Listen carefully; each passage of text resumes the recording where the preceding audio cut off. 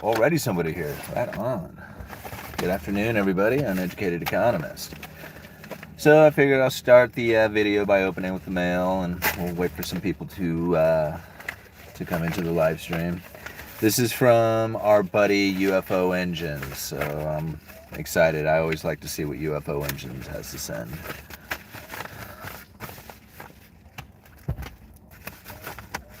All right. John C. Maxwell's The 21 Irrefutable Laws of Leadership. Very cool. Oh, right on. And it's an audio too, which is awesome because for those of you who don't know, I have a reading disability. I really shouldn't say it that way. I mean, I can read. I shouldn't call it out, but that's what it is. I have trouble reading, and anything longer than say 10 minutes, and my mind just goes off another direction. So, says, what does this say? Thought you'd find this a hoot. Right on. Laws of Leadership. Thank you very much, UFO Engines. I very much appreciate that. So, wow, 119 of you guys already. That's cool. Left a few links down in the description for you guys. I had somebody ask me a while back, like, to explain the repo market, and it gets really difficult to try and understand what happened and why the Federal Reserve has this repo facility. It used to be just like a pressure relief, this repo facility, but now it's a standing repo facility. It's like a common everyday tool for the Federal Reserve to use this repo facility. Now, I guess it kind of helps to understand like what's going on right now, because I think the Federal Reserve has figured out a way that they can unwind their balance sheet without causing the interest rates on the treasuries to just go through the roof, and then the government wouldn't be able to afford their payments anymore. And I think it kind of helps to understand how it is that the Federal Reserve established interest rates prior to the pandemic to the way they do it now. And I tried doing this video a couple of times, so we're going to try and do it live here on camera, and hopefully I can do it right. So if you can kind of understand how the Federal Reserve establishes the effective funds rate, because the Fed funds rate is not really anything other than a target. It's just a number on the wall that they say, hey, this is what we're shooting for. The effective funds rate is the actual interest rate that these big banks used to lend to each other on an overnight basis. So this is the way that they used to do it prior to the pandemic. And now they operated in what they called a limited reserve basis or limited reserve system. And that at the end of the day, some banks would have reserves and some of them would be in need of reserves. The ones who had reserves would lend them to the ones who were in need of reserves, and that overnight lending rate was the effective fund rate. Now, something happened back in September of 2019 where there was a huge tax payment that had been made. And at the same time, there was a lot of government spending that was happening. So there was a lot of treasury issuance that was happening, and there was this tax payment that took place. Now, what that ended up doing is it left a lot of treasuries on the bank's balance sheet, not a lot of cash, and when this tax payment was made, it took that cash out of the banking system, it moved it over to the Treasury General Account, which is actually an account at the Federal Reserve, but it took it out of the banking system. That night, interest rates on the overnight lending rate shot up to like 10%, and the Federal Reserve was like, no way, this ain't gonna happen. If this, goes on, or if this was to exist and goes into the next day, I mean, you got to think, like, these banks who had an overnight lending rate of 10%, like every single loan that they're going to make after that is going to be over 10%, and the whole system would have froze up. So what they did is they opened up the repo facility, and they were taking treasuries off these big banks and handing them cash, and then they would just do this exchange every day. This was the non-QE QE that everybody was talking about. So that changed the way the Federal Reserve started operating business, because after that, the repo facility, although was just a temporary use, by the time the quantitative easing came in from the Federal Reserve and during the pandemic, that standing or that temporary just how should I say it? Just occasionally used repo facility became a standing repo facility because there was so much liquidity in the system. They needed something to mop all that liquidity up, and that's where it came from. I mean, if you go and read some of these articles, you're going to find that there was a time where it was very difficult to find a place to put money, and then we're finding that again, and that's why these repo facilities are now, or this repo facility is now jumping up as high as it is. Okay, now let's think about this for just a second. Why is the repo facility in such demand? Because there is a lack of issuance coming from the Treasury on the short-term assets. So you got to think like the short-term issuance of treasuries coming from the Treasury, like the bills and notes. This is like the safest place you could ever park your money if you're going to ever park your money anywhere. Like, it is the closest thing to cash there is. Even if it was to lose value or something not sell, you can just wait for maturity, and especially if it's a short term, the chances of you losing out is very slim. So having these short-term treasuries is very critical for the investors to find a place to put that cash, at least for the short term. And since the Treasury is not issuing out as much of this stuff, they have no place to go with it. And that's why you're seeing what's taking place right now. So that makes me question. If you go and you look at what's going on with the U.S. Treasury yields, they're falling. Why? Because there's a huge demand for them. Why? Because there's no place to put any money. Well, now, if you got the Federal Reserve who is saying, hey, you guys are in high demand of treasuries, huh? Guess who has a bunch of them and wanting to get rid of a bunch of them? So here they have this huge demand that has been created for treasuries. The Treasury themselves is like, hey, we got a bunch of tax revenue coming in. We don't need to issue out as much debt. They don't issue out those treasuries as much.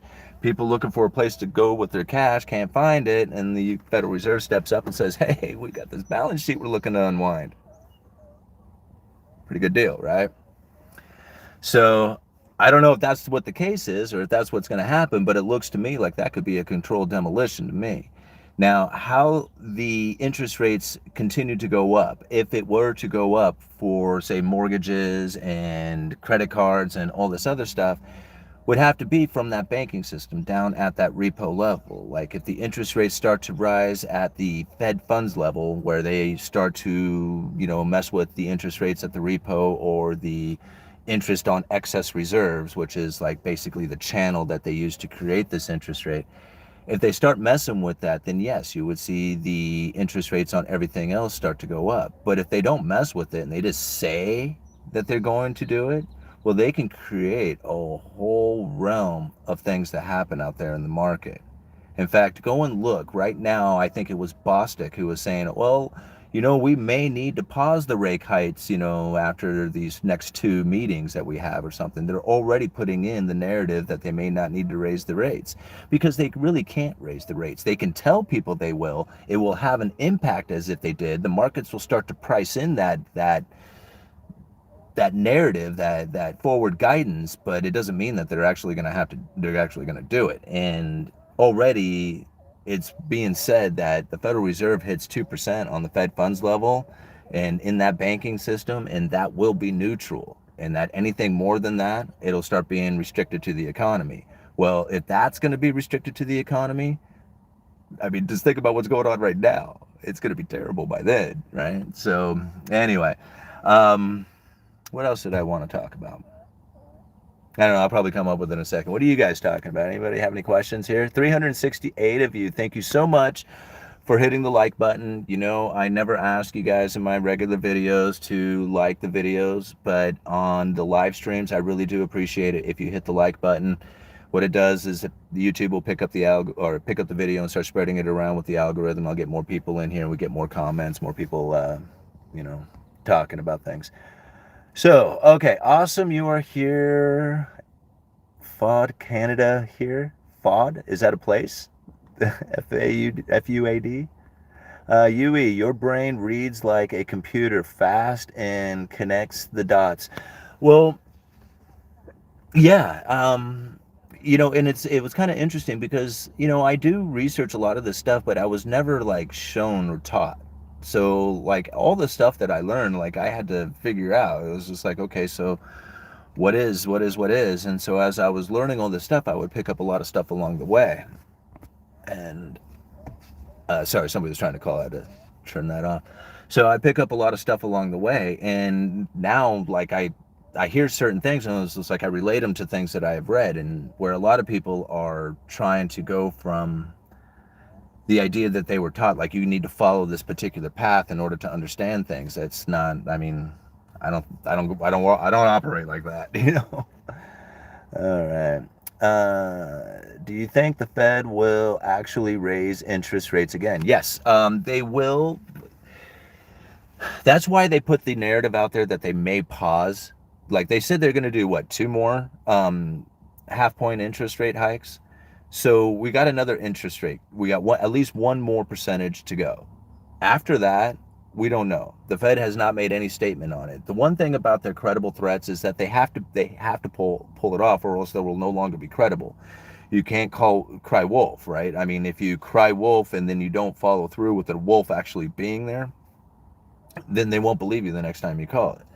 So when the Federal Reserve says, you know, hey, inflation's hot, we may need to, that's one thing. When they say we're going to, or there will be, that's another thing, right?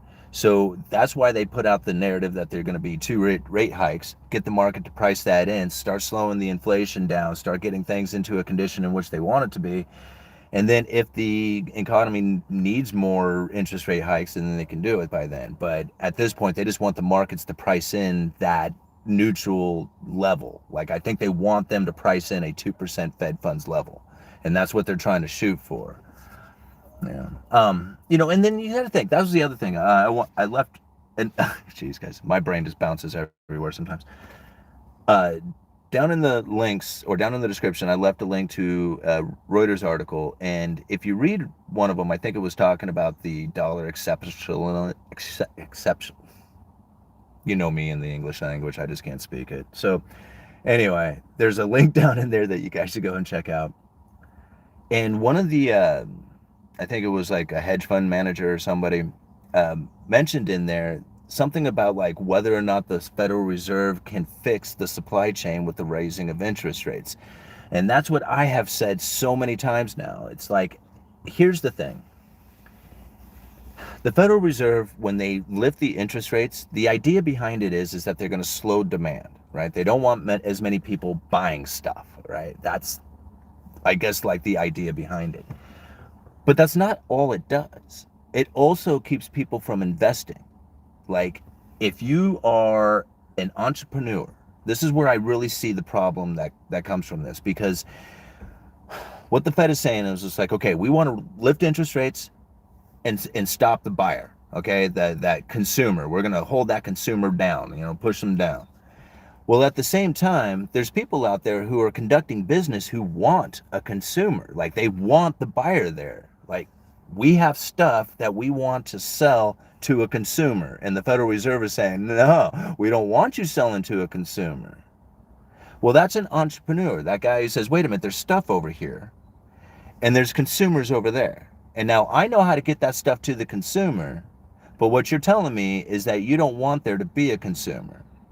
And then on top of it, I may not have the money. I want to invest in this. I want somebody else to invest in this idea of taking this stuff to the consumer. But yet you're going to raise interest rates, stifling the consumer. How likely am I going to find an investor who wants to go in on my idea of getting stuff to a consumer that the Federal Reserve wants to hurt? Does any of this make sense? I mean, I don't see it. Like, if they want help from the supply chain, I don't think they're going to get it by saying, hey, we're going to take out the consumer. Hurry up, supply chain. Why don't you help us out here? I mean, it's counterintuitive, right? I mean, that's the way I see it anyway. Yeah, okay, let's see here. You are suggesting we are above the natural rate already. We aren't. No, I said that we could be. I don't know what the natural rate is. Now, if we go, I mean, I believe that we are very close to that already. Yes. From the things that we have heard from, like John Williams back in that speech, the monetary policy for a low neutral rate world that was given back in 2018, said back then that the global thought back then was that the average neutral rate should be somewhere around that 2 to 2.5%, but that he believed that it was somewhere between 0 what was it, 0 and 1.5%. So we very well could be encroaching on that neutral rate already. But a lot of people believe that it's over two, that it's like 2.5% is where the neutral rate is. Until we actually achieve neutral, and I don't even know how you establish that until you're either there or you're past it, we don't know really where neutral rate is. But I do feel that we're getting close to it. I mean, just look at the economic activity that is already slowing down, happening already. I mean, just take a look at it all, you know. All right. You see supply chain issues now. That is the lag from COVID fallout. Well, yeah. I mean, it's everything was running smooth until then. You sever the supply chain and it's never been reestablished again. I mean, even if we just take lumber, for example, it has been over a year now that I have had or I've heard issues with the lumber distribution because of trucking. Now, a lot of it comes from like, it started up in Canada with a lot of flooding and knocking out the rails and highway issues, and British Columbia being like a major importer of lumber into the United States. They're a high cost producer. So the things that happen up there are very sensitive to the lumber industry. And so when they got that, when those rails and the highways and everything else got knocked out and the trucking issues started to come up, it started in British Columbia, but then I started hearing like issues all across everywhere. Like all these mills all over the place started having this trucking issue where they could not get the material away from the mill fast enough. And a lot of mills were curtailing development just because of that very reason. It wasn't just the ones up in British Columbia.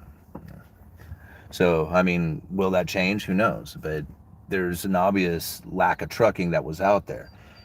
We are seeing the signs of it. I mean, from the Freight Waves articles that we were reading and reporting on, there is signs of it starting to free up. Now, that's only in certain areas for certain things, like not everywhere is there trucking available now. But even I'm starting to get the phone calls from like the logistics companies that I haven't had phone calls from those guys in a very long time. But it's these like private logistics companies who are looking to find like companies, like, because I work for a hardware store lumberyard, looking for companies like us who they can haul material for. And I mean, I have to explain to them that we're just a local company with our own fleet of vehicles that we do our own deliveries with. But those phone calls are starting to come in a lot more, and I asked the other salesmen about it, and they said, yeah, they've taken a few of them as well. So obviously trucking is becoming more available. Is it to the way it was before? Nope, not even close, but we're getting there, we're trying. All right. Look into how America looked into Taiwan land invasion. It's a very difficult place to invade. They will play the long game. Interesting. Okay, China preparing for war. That's why the lockdowns. Okay. Boy, you guys are a little negative here today. Oops. Okay. Yui, what books would you recommend for financial education and freedom? I've been reading a lot of Robert Kiyosaki's books, and I would like to be as educated as you. Any suggestions? Well, I really appreciate that, man. Surprisingly, I really don't read a whole lot of books. I would like to, but like I said, I do have like this reading comprehension thing where if I read for longer than 10 minutes, then my mind starts to wander. So I do try and read books occasionally. I've been trying to mess around as far as reading a few pages out of The Wealth of Nations, which is a very big, overwhelming book. But it's a really good one. If I was to recommend one book that I have read, it's the only book that I've really read on economics. That's The Creature from Jekyll Island. G. Edward Griffin's Creature from Jekyll Island was an excellent book. Really exposes the Federal Reserve and how they operate. So it gives you a really good insight into central banking and what's going on with that. If there was another book out there that I would recommend, it's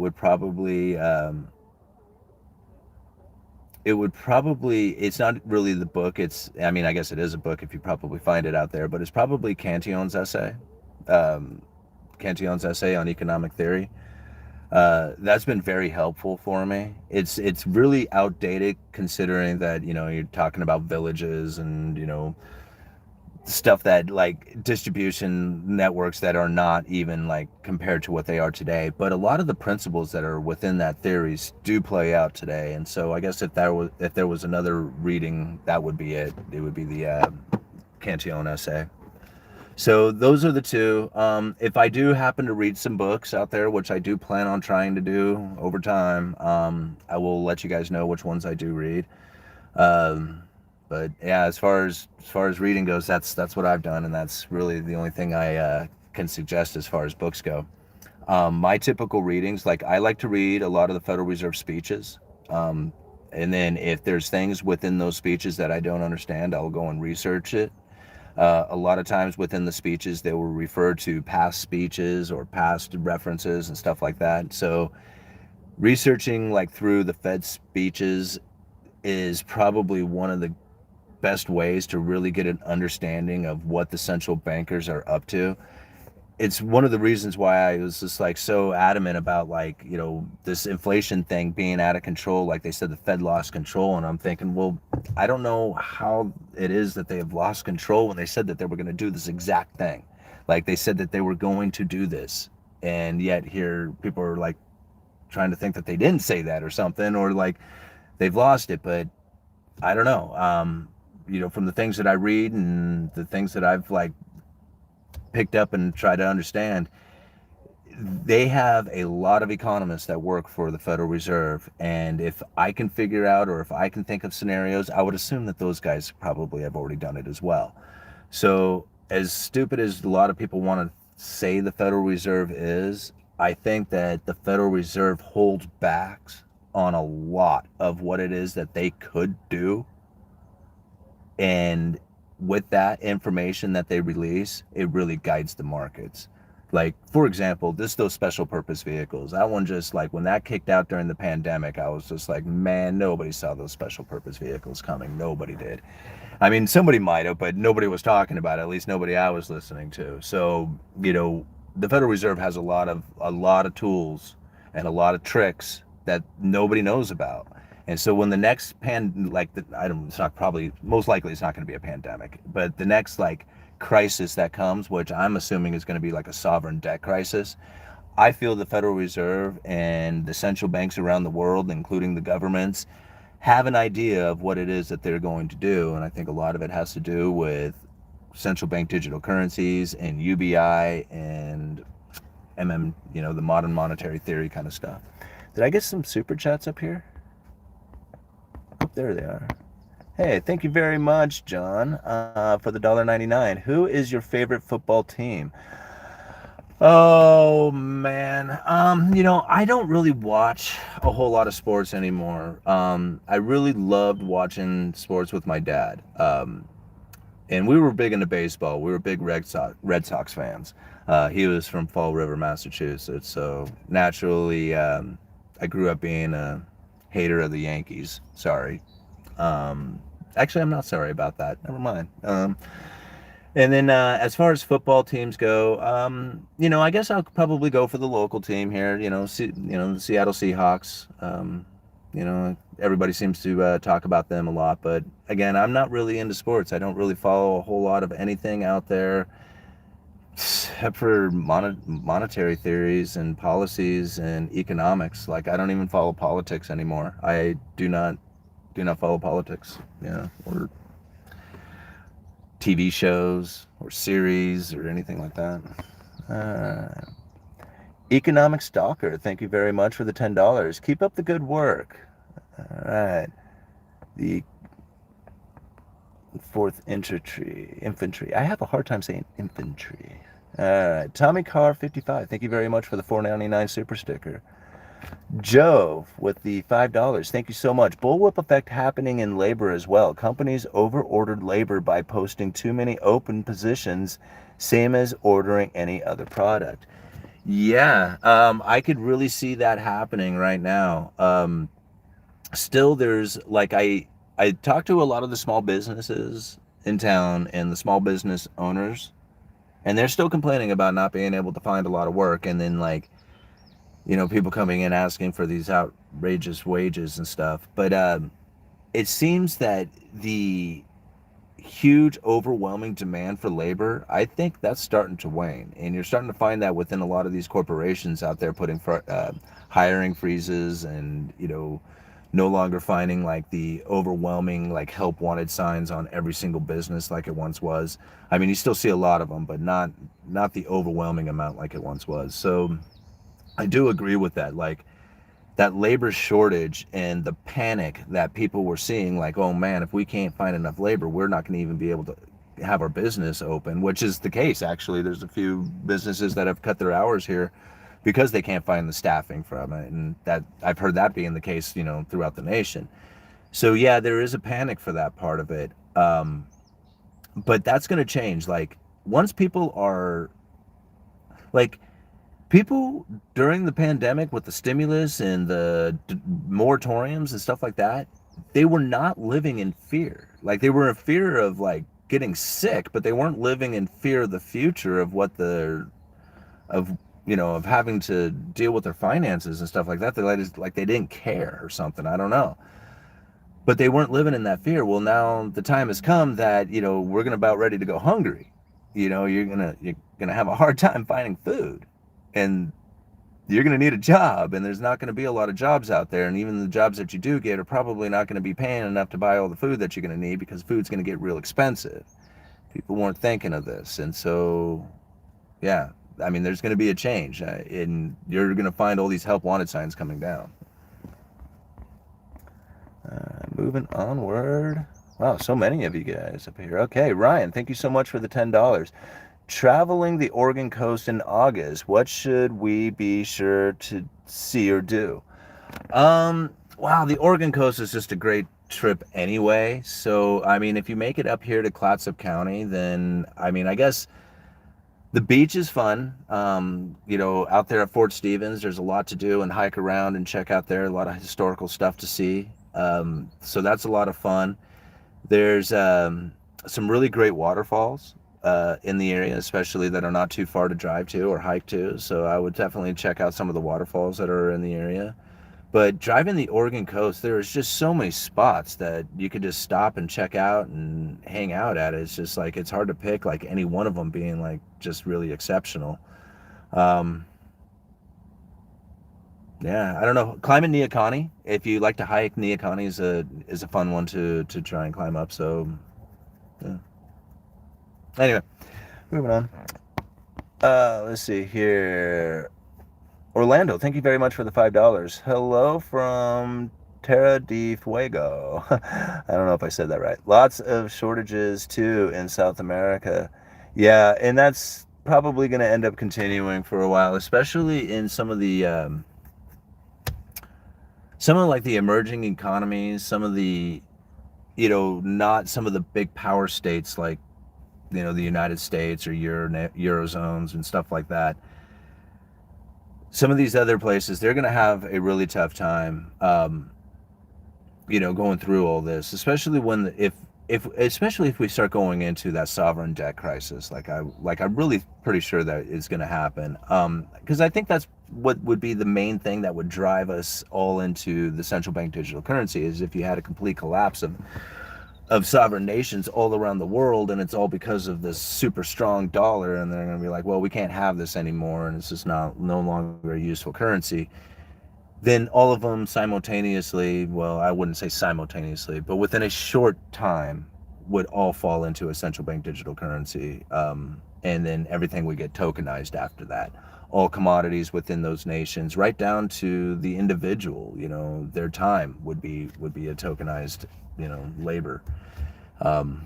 And then everything would be tracked and traced. Everything that you have ever done or trade with or do with other people, if it's done over that digital network, it'll be for somebody else to view and notice. Did I see another one up there? Where was that? Thank you very much, Jenny's Comic Life. Thank you. What you know about Zelle? Z-E-L-E? I'm asked if I use it working. Oh, is that the for sending funds? Yeah, I've used that before. It seems all right.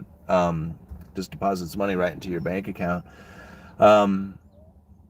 I mean, I'm always kind of leery about these online transaction kind of stuff like that, but I do I kind of protect myself a little bit in a way that I kind of separate my bank accounts so that I have like accounts that I use for online transactions and then accounts that I use for like paying bills, and then so that I don't have like exposed debits out there like online are the same ones that I use when I hand out to people. It's just like, I don't know, I'm just kind of paranoid like that. So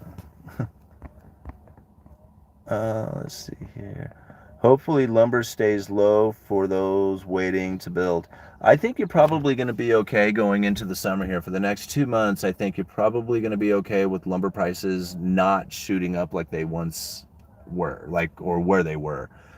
Um, Somewhere between 600-700 per thousand, I think, is probably pretty reasonable. Don't be surprised if it does go up to 800 per thousand, but really, like, I'm guessing somewhere around the 650 mark would be probably like what I would assume would be a very reasonable number for lumber to be at least for the next 2 months. After that, we're going to find out what really happens with like the building industry, because builders right now are really not feeling very hopeful about starts. And you're really seeing the diminishing starts taking place here. There is a lot of stuff that's in the works. Like if you have already broken ground, got a foundation, got the, things starting to frame, well, you're going. You're gonna Those houses are gonna go into completion. But the builders are getting worried about that, and so they're going to complete these homes, but there's not a lot getting started. At the same time, there's not a lot of homes that are being completed. So while the builders are slowing down on their starts, there's going to be, they're going to complete those homes. There's going to be some completions of homes coming in, but then there's going to be a downturn and there's going to be less inventory. At that time, we're going to have to see where sales are at. It's like that's part right there to me is going to be like the critical juncture. Because if there is a lot of people who are selling their homes because they're worried about higher interest rates and losing out on taking advantage of the hot housing market or something, you could find where there's a lot of homes on the like out there on the market, even though there's not a lot of builders putting homes out there on the market. But if the inventory is still tight and those builders aren't putting new homes out there, you're going to find even tighter inventory, and you know what that's going to mean. Now, I know a lot of people are going to say something about like, well, people are just not going to be able to afford the higher interest rates at that time. We don't know that yet. We don't know what it's going to be like. We don't know what the Federal Reserve is going to do with their balance sheet, if they plan on unwinding the mortgage-backed securities, like actually selling those things off or holding on to them. I mean, they say that they're going to unwind their balance sheet and roll those mortgage-backed securities off, but we don't. That's no guarantee to that. And until it actually starts to happen, we're going to be guessing on where interest rates are going to be. I have a feeling that there could be a lot more demand for those mortgage-backed securities out there than people are giving the investors credit for, or giving the mortgage-backed security credit for. A lot of people look at those mortgage-backed securities as a guaranteed toxic asset, and I just don't see them that way any longer. Like, prior to the great financial crisis, there was people who were taking out loans who had no business getting into loans. The criteria for taking out a loan is much higher than it once was. And so the people who have these mortgages are most likely people who are going to be better paying opportunities than back during the great financial crisis. Does that kind of make sense? So even though, yeah, that's what drove down, almost collapsed the entire system, was these toxic mortgages, it may not be the same route this time around, because there is a demand for these mortgages. I mean, these mortgage-backed securities. You got to think, an investor wants a return, and most likely people are going to be paying their mortgages. So if the interest goes high enough, if like the value of these I shouldn't say value, the price of these mortgage-backed securities falls, then that gives a buying opportunity for a lot of these investors to get in on a fairly safe return if people continue to make the mortgages anyway, make the payments. So anyway, that could give an opportunity for the Federal Reserve to continue unwinding their balance sheet if they can find that investor to buy those things. Who knows? I mean, that's a real guessing game at that point on it, but it is a possibility. So. All right, let's see here. The planned shutdown is commencing. Yeah, I don't know. I don't think they're going to shut down the United States. Let's see here. What's up with the Fed now holding 2 trillion in repo? Laugh out loud. Getting ready for bails me. Thanks. Waiting for the bails. No, I think what they are doing is they are making sure that they have a big enough demand for short-term those short-term liquidable assets, those safe ones. And if the repo facility is swelled up big enough and the Treasury isn't issuing out enough debt for these investors to buy, then the Federal Reserve may be able to unload their balance sheet onto those wanting investors. So that I don't know exactly if that's the case, but it seems to me that could be a very likely scenario that comes from it. So we'll find out. We'll know here in a couple of months what happens. All right. Hey, Simon, please let me know the name of the financier company that you used to buy your house. Could you do that? Oh, okay. Northwest Lending Group. Was that the name of it? Greg Cross, Northwest Lending Group. I'm pretty sure that's the name of it. And they're in downtown Astoria on 12th. 12th and Commercial, like right there. Just you got the Liberty Theater, Rusty Cup, and then Northwest Lending Group. So yeah, I don't know how else to explain it. Maybe I'll find a link to it and I'll put it down in the description after I upload the video. But yeah, Greg Cross, definitely the man. I mean, he, there's, and I know he stepped up for me because he knows me personally. Like we know each other. So if you go to a stranger, this is the thing. When I bought my house, I picked every single person. Like I picked the mortgage guy, I picked the real estate agent, I picked every single person. I knew the inspector, I knew everybody, like the contractor that I got the bids from and stuff like that. Every single person I knew him personally. And when you do that, you have a tendency to get the real deal from people. You have nobody's like BSing you or anything like that. And Greg really stepped up for me because right in the middle of me getting this loan, like when he comes to me and he's just like, dude, we're supposed to close in 2 weeks and you have a foreclosure on your record. And the loan that I had set up for you cannot have a foreclosure in the last 5 years. That thing did not show up in your credit report, but the underwriters found it. You're screwed. Now, he could have just stepped away right there because there is much easier fish to fry than what I had going right there.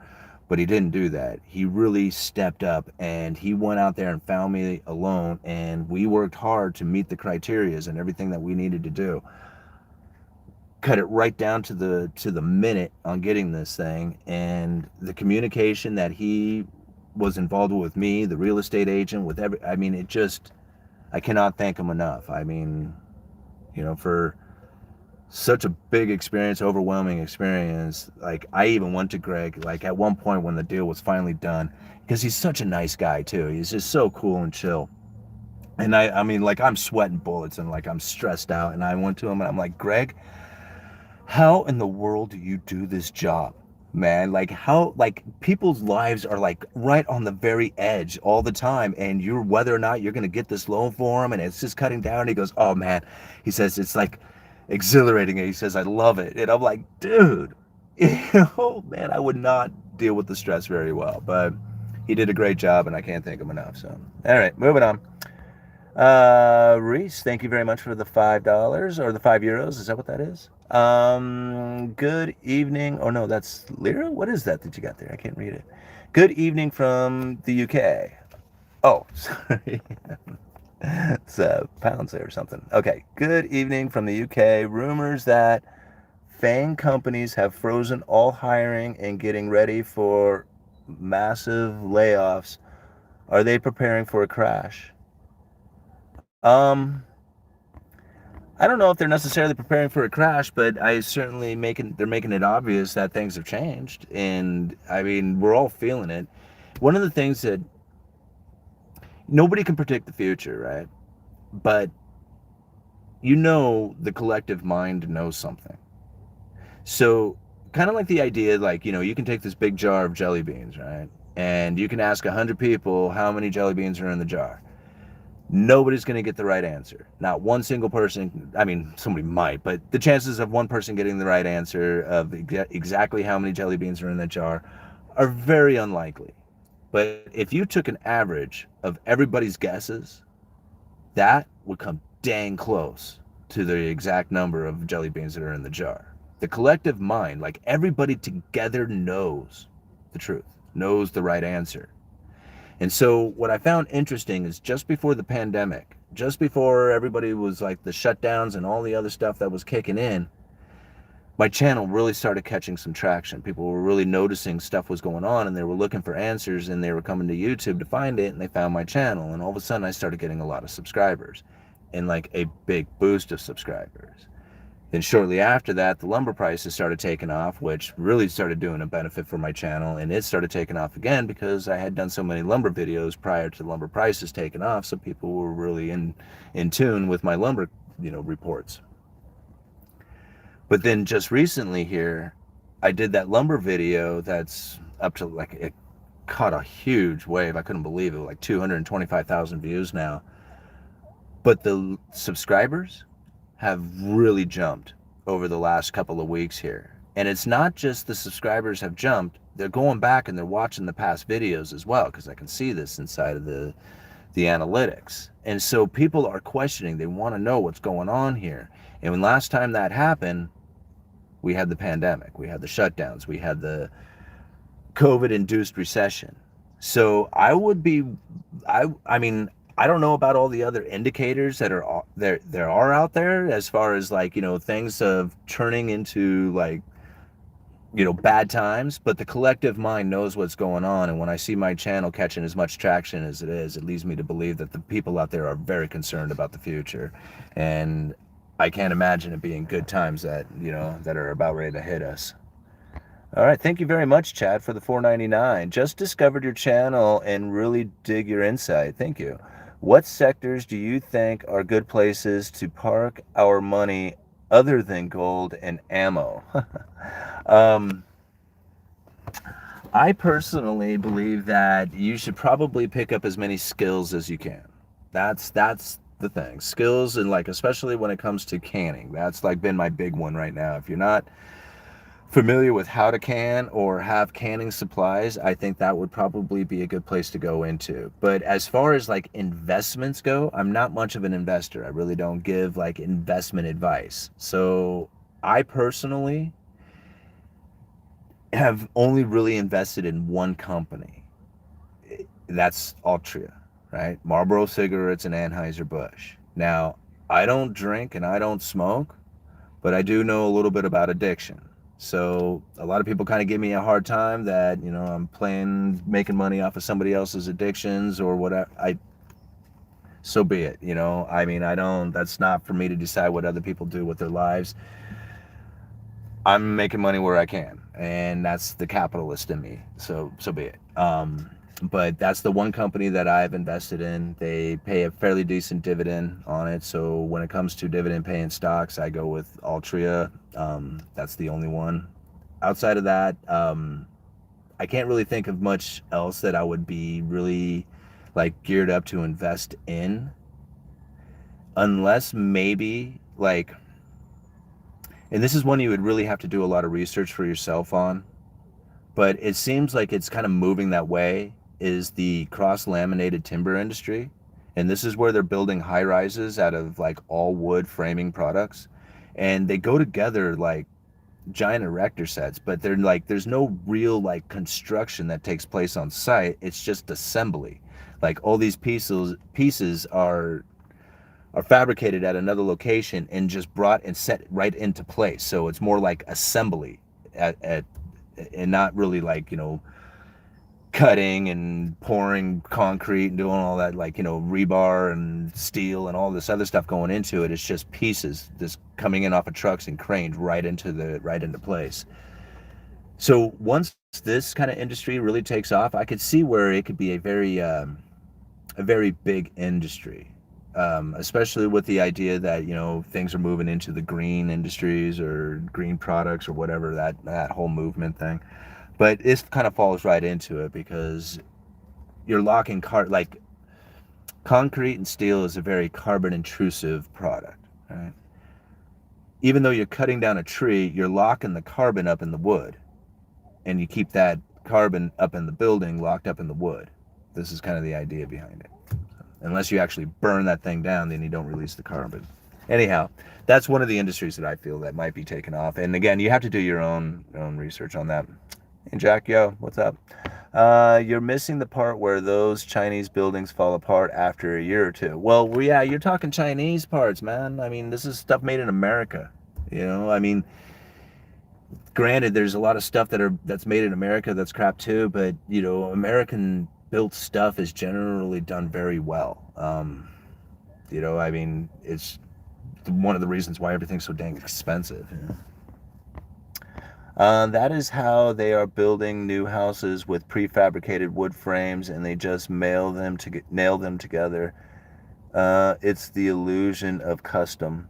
Well, no, it can still be custom. I mean, it can still be just unique and custom for that. I mean, the pieces are just assembled someplace else and then shipped in. So, I mean, it can be like, your custom job done for you uniquely. I mean, if you're talking like craftsmanship, that's like the old school carpenter doesn't really exist in the same sense that they once did. Like, there's people who are really good at what they do, don't get me wrong, like especially when it comes to like finished carpentry. Some of these people are really good at what they do as well. But for the most part, construction is just lumber assembly. It's like, I mean, once you learn the system, it's more of just being systematic about it. It doesn't really take like an artful eye. It does take, understanding of how things operate and how, to cut angles and stuff like that. So it does take some knowledge to it, but it's not like a really artistic thing that goes into constructing a house. You're just, you got blueprints. You're just assembling this thing. But doing like finish work, that's a little different. That does take like artistic eyes and, the ability to take more care and understanding of what it is that you're doing, as opposed to just doing things systematically. Anyway, thank you very much for the $10 from Switzerland. What is that? What do they use in Switzerland? I forget, guys. I'm terrible at this today. Okay, hi from Switzerland. We will have deflation or stagflation in the coming 2 to 3 years. I am in the deflationary camp, at least for asset prices and houses. Yeah, anything that you're going to end up taking a loan out for is going to be very, very deflationary. And you also have to think, like, what is inflation? What is deflation? Well, inflation is the expansion of money and credit. Right? So quantitative easing and taking out loans to buy expensive homes and stuff. If you have the opposite of that, well, then that's deflation. If you have the destruction of money and credit, well, quantitative tightening, that's deflation, right? And now the prices, that's the results of inflation or deflation. It's like the symptoms. Now everybody just wants to look at the symptoms and try to cure that problem, right? That's why the Federal Reserve is lifting of interest rates. But it's kind of like, it's almost like the idea of like taking aspirin for a headache. It's just like, will it cure it? Well, yeah. Well, what happens if you have another headache tomorrow? You take some more aspirin, right? Well, why don't you figure out why you have a headache? And it was just like, you don't need to. You can just take aspirin.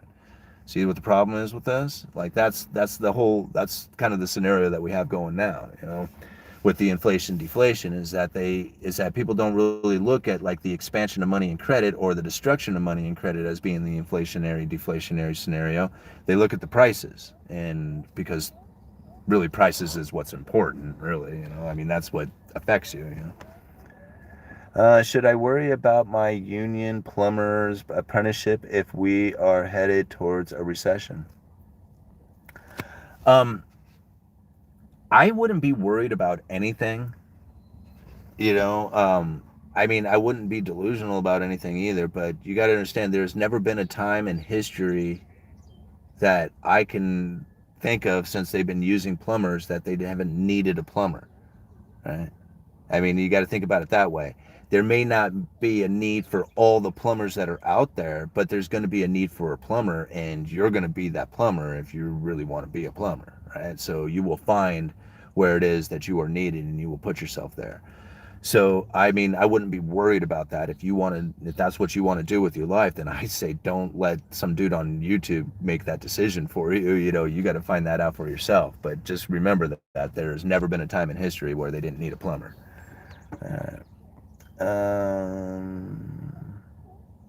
Trades shouldn't worry. Well, you know, I mean, you should, again, you know, you have to be concerned about things, you know, but yeah, I wouldn't worry about, like, if you have a skill like that, because they have never not needed it. Like, there's never been a time in history where when there wasn't a demand for that. Granted, there's maybe less demand for everybody out there, but you can do it. All right, better than Mario. He never plumbed anything. Yeah. Okay. We couldn't get over 2.5 Fed funds rates prior to COVID. Why do you think we can fix 8% inflation when we can't even make it to 2.5%? It's because I don't think that the monetary policy broke down the supply chain. And I don't think monetary policy can fix the supply chain. So I don't think anything that the Federal Reserve is doing is going to be helpful to the supply chain. I think what the Federal Reserve is doing is trying to get their ammo back so that they'll have some room to drop interest rates next time we go into a downturn. And they're using this whole pandemic and supply chain breakdown as an inflationary story so that they can get their inflation or their interest rates up to that height. That's what I think. I mean, I think the Fed is just playing the story. I mean, if they had not broken down the supply chain, I think we would have gone into a huge deflationary spiral fallout, and everybody would have lost everything that they had. But they saved the day, right? They saved us. Yay, Fed. How are you doing today, UE? Personally today, let's see, I woke up, I was very tired and groggy, so I drank way too much coffee, which I have another coffee here, so I'm not drinking it, and apparently it's still full. So because I wasn't getting moving, I did some push-ups, then drank a bunch of water, played with the dog for a little bit, and then came to town, checked the mail, and got on to the live stream. That's what I've done today. So, I'm not feeling like exactly relaxed, but I don't really necessarily feel like anxiety or anything like that either. You know? So, anyway, that's how I'm doing. How about you guys? I'm married to a plumber in Texas. You are wrong, Lynn, about didn't sign off that bill last year. Okay, they must be talking about something in Texas. Okay. Which work are you doing? Which work are you doing? I'm not sure. Anxious. Thank you. Let's see. How could they not be tracking supply chain issues and trying and to head them off using military equipment and personnel like National Guard and Reserves? Why aren't they? Do they really want to fix the supply chain? That's that. Right? That would be the question to it. I mean, the Federal Reserve, I don't think really wants to. They think they truly want this inflationary scenario to continue on for a while so they can continue to lift their interest rates. I mean, I don't think they want to fix the supply chain. I think if they wanted to, they could have done a lot of things that would have made that happen. But they're not interested in that right now. They're interested in getting their ammo back. That's what they want. And it might come at a lot of pain and suffering to other people, but I think their excuse for that is that if they don't do this, then there'll be even more pain and suffering to even more people. So better do it to a few than to everybody. I don't know. I mean, I'm not trying to defend them. I'm just trying to make up stories of what they might be saying. All right. Let's see. That Jelly Belly analogy was superb. Well, it's something I noticed. I mean, I noticed it on my channel before that too, that there would be like certain issues that were starting to come up, and all of a sudden my channel would just get this big boost of subscribers, and sometimes maybe I thought, well, maybe it was a video that got shared and that's what's going on, is that I'm getting it this way, from like a new group of people or something. But when it happens this, like a couple of times now, and then this boost of subscribers that I'm getting now, it really leads me to believe it's more of like this, collective idea of like the shit's hitting the fan kind of thing. All right, I'm in a small town in Indiana. I have not had real work to do for the almost 2 weeks now. Our warehouse is really starting to fill. Yeah. Oh, hey, all-nighter, right on.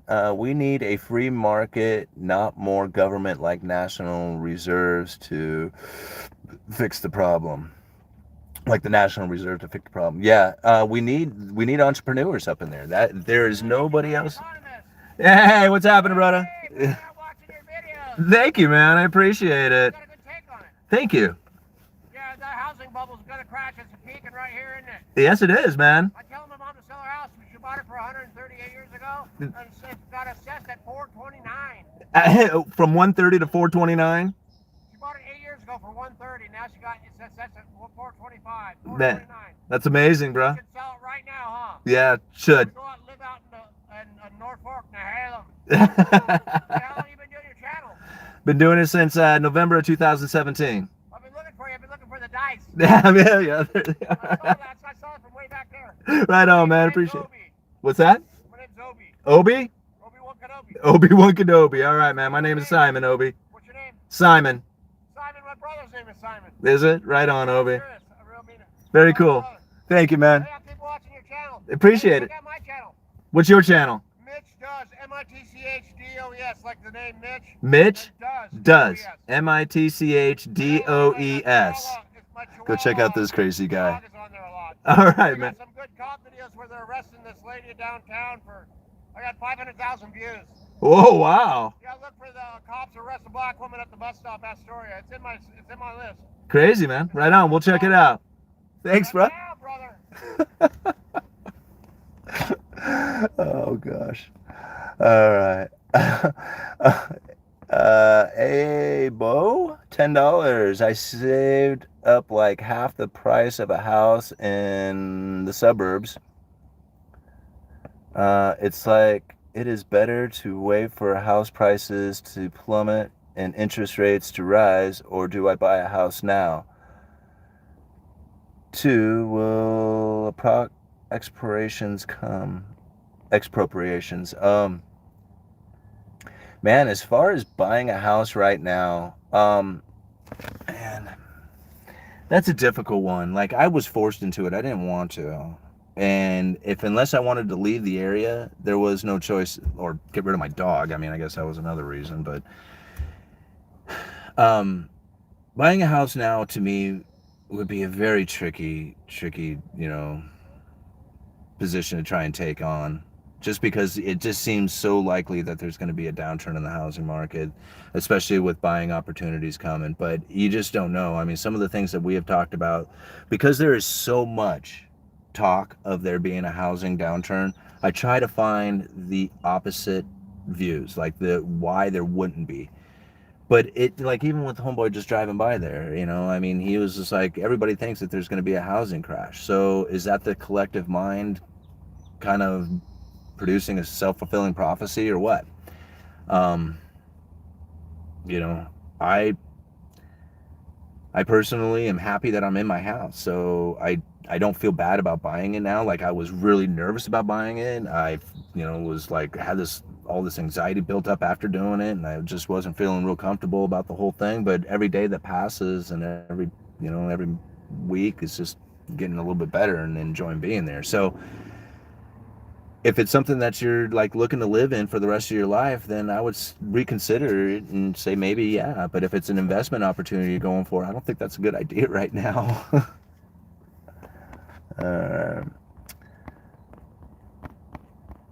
Let's see. Is George Gammon controlled opposition? Is George Gammon controlled opposition? Do you think? Do you think like he's like agent provocateur kind of guy? I've met him personally. I mean, I've talked to him quite a few times. I don't know. That would be interesting to kind of roll over.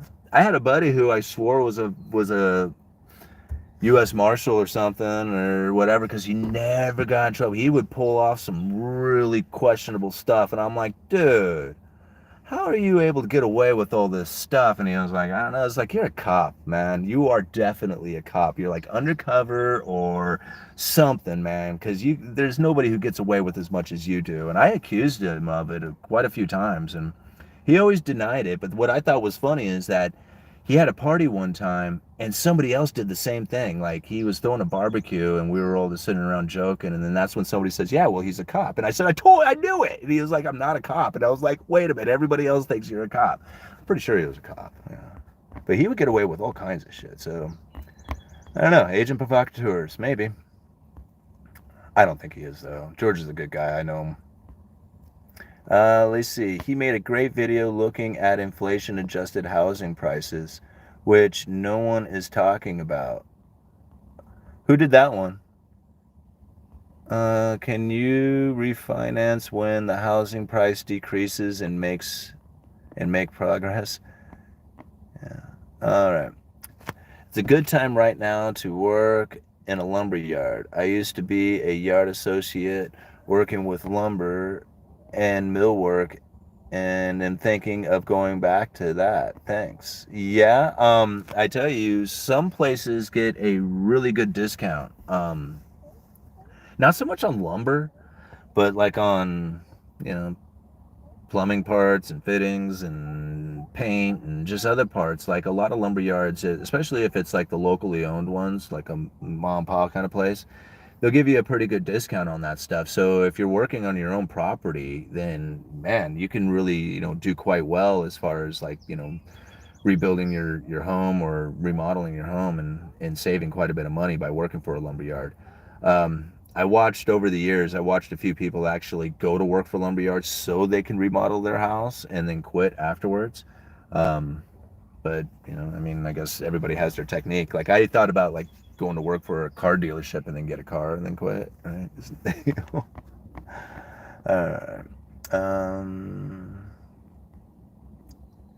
Let's see. Is it true that house prices are artificially increasing only due to inflation? Without inflation, they'll soon decrease with rising interest rates and lack of demand. Yeah. Well, eventually, okay, so is interest rates everything? That would be like the real question behind it. What if you didn't have a loan for a house? What if you couldn't borrow for a house, period? How much would a house be worth? Probably not very much.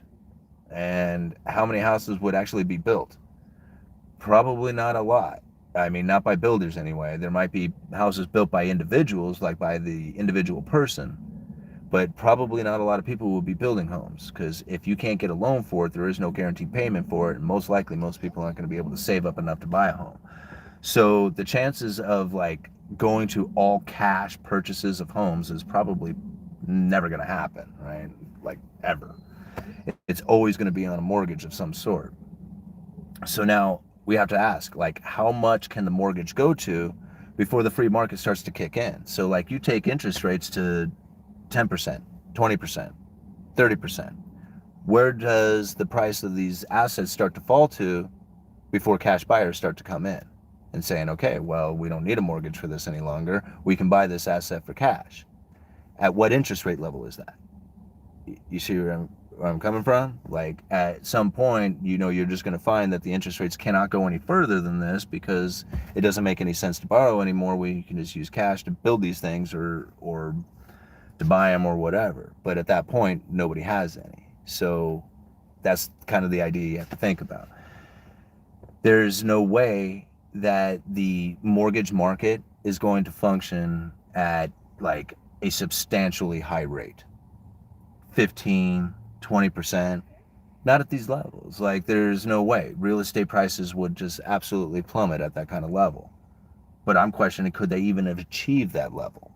I mean, at what point does the mortgage-backed securities become so attractive to investors that the interest rates just don't go any higher than that? Because there's so many investors out there buying the mortgage-backed securities. They're willing to loan that money to the buyers. It's no guarantee. Just because the Federal Reserve say they're going to raise interest rates, there is no guarantee that they're going to have a housing market crash. I mean, they've said it many times, many times. They have to have a functioning mortgage market in order to have a functioning monetary policy. It doesn't mean that they have to have real estate prices at the moon. They just have to have the mortgage market working. That's it. I'd love for housing to drop half off. I'd buy a few, but it's not going to happen. It will slow down, but prices will drop off a cliff. Yeah, and see, no, that's just the thing. Like, I'm building up an emergency fund right now, and I don't plan on spending that emergency fund. I plan on holding on to it. But if there ever came a situation in which that the real estate prices drop to a point that my emergency fund can all of a sudden be a down payment, then I might do that. And I'd imagine that a lot of other people would do that as well. Even if the interest rates are really high, I mean, it just gets to a point where, like, people who have the money start getting in, and then that's where it meets its bottom. Let's see here. Hey, Bo, with the 5 again. Will the governments do expropriation after they close this theater show running now? Governments adjusting the laws in a lot of countries.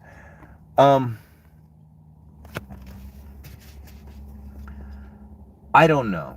I don't know what is planned after the great, because I keep thinking that, people say, well, what is this collapse going to be like? I mean, is it going to be all nations all together? Is it going to be a global financial crisis? Or is it going to be a sovereign debt crisis like I think it's going to be? I mean, it's one thing if it's just a financial crisis where people all of a sudden just aren't able to get out loans for houses and businesses. That's okay. So households and businesses can't borrow money. Now that sucks. That's going to be a real downturn on the economy, but it's a whole other thing when nations start to fall, when the sovereign nations of the world are no longer able to pay. I mean, I don't know how, like, big the contagion is or could be that can come from it, but it could take the whole world down, like everybody, and just completely collapse the entire system. At that point, it doesn't matter what nations do. It just really wouldn't matter. I mean, you can have laws, you can have governments, you can have armies and police force and all kinds of stuff. It isn't really going to matter at that point because the people are just going to be flipping out and they're going to be rioting and they're going to be chaos and just mayhem everywhere.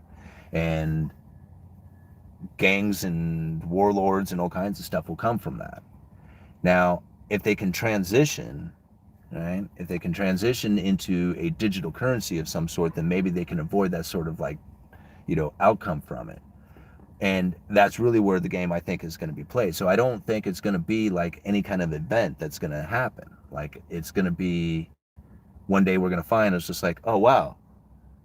Like, well, okay, for example, nickel out of Russia a couple of years ago, there was like the largest nickel mine has tokenized all their nickel. Right? So in order to buy the nickel coming out of that mine, you have to buy these tokens and then use those tokens to purchase the nickel. Okay. That sort of thing is going to be for everything out there.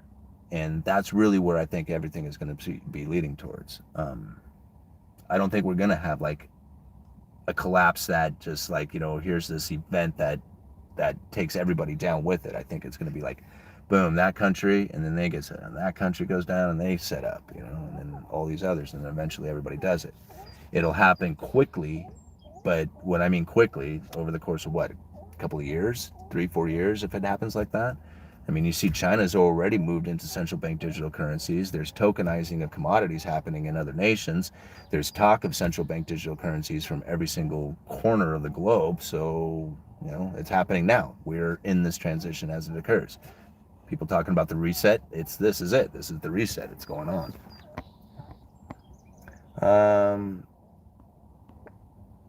We don't realize how far behind we are, why fiber is going to take more importance. Yeah. The plan is nearly 100 years old. Simon, when are you going to be at Davos? That would be fun, wouldn't it? Get up in front of all those bankers and let them know that the average person knows what they're up to. Say, hey man, I see your game. All right. Do you think we'll own nothing? Um, well, it's not that you'll own nothing. It's that the people are already geared up to not want to own anything. They have already kind of just decided that they have already don't want anything. Think about like think about the ride sharing. You know, how many people are actually wanting to get a driver's license if they even want a car? Like, cars are expensive, insurance is expensive. And how much do you really need a car for? I mean, I wanted a car because I lived way out in the country, but if I lived in the city or something, why would you need a car? You could just use, Uber or Lyft or something to do it. And then same thing with like all the conveniences of life out there. There's really nothing that you need to own anymore. Why would you? I mean, everything is expensive. Now, granted, I'm not asking like why you would. What I'm asking is why a younger person would. Why would they want to put up all this time and effort and energy and killing themselves for an apartment and a car and all the other stuff out there when all these conveniences are so much easier to be had? So it's not like you'll own nothing. It's just that they don't even want you to own it. It's more like you don't want to own it. And then if you do own it, you're going to want to make money with it. So at that point, it is going to be like you own nothing, because everything you own, you're going to try and use to make money with, whether it's renting out rooms in your house or using your car to do the Uber, Lyft, or, whatever it is you're doing with it. That's the type of thing that we're moving towards. I mean, like, owning property is going to be burdensome. Right? It already is. Like, listen to all the people who talk about the tax burdens that they have to pay and the maintenance of trying to, deal with their house when you got lumber prices and building supplies as expensive as they are. All the stuff that goes along with it. I mean, it's not like the younger generation is watching this enjoyment of achieving the American dream, right? If that seems like a struggle, and then when you get it you're not even happy with it, then what's the point, right? Why are they even trying? That's the society that we've moved towards. I mean, and I have to blame this a lot on like the Cantillon effect, right? The Cantillon effect with the luxuries. People are so like moved into luxuries and this idea of like, I don't know, like, don't have to work, don't have to try, don't have to produce, just get a check in the mail and live off the government. Like, this sort of idea is just like, how does that even exist? Like, how can you even have that sort of thought process to yourself? But yet that seems to be what the case is. And so I think, well, maybe that's because we've all moved into luxury so much, and this luxurious life that everybody seems to live, even though it's maybe not luxurious to some, but it is to enough out there that they just no longer demand the idea of trying. Like, trying to acquire, trying to save, try to build, all that stuff. It's not in them anymore. All right. Let's see. People don't want personal responsibilities. Yeah, like, they want, okay, no commitment. Everything is casual, right? Oh, that's okay. Hey, you're not into it. That's fine. Move on to the next thing. Don't commit yourself. You don't want to, come hell or high water. No, hell, high water doesn't sound good. Doesn't. If it's convenient and easy for me right now, I'll go ahead and do it. But no, I'll just casually walk away. Yeah. All right. In such society, there are no families nor children. Well, that's the way it's gonna be. I mean, why would you want kids if you don't have a place? If you don't have a house? If you don't have a car?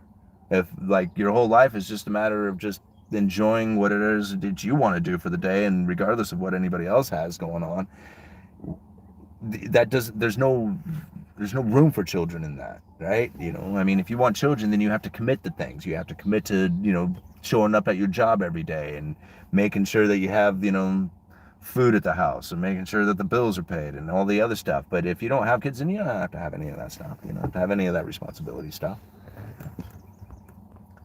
All right. Everyone is a capitalist. Absolutely they are. Deep down inside, every single person is a capitalist, whether they want to admit it or not.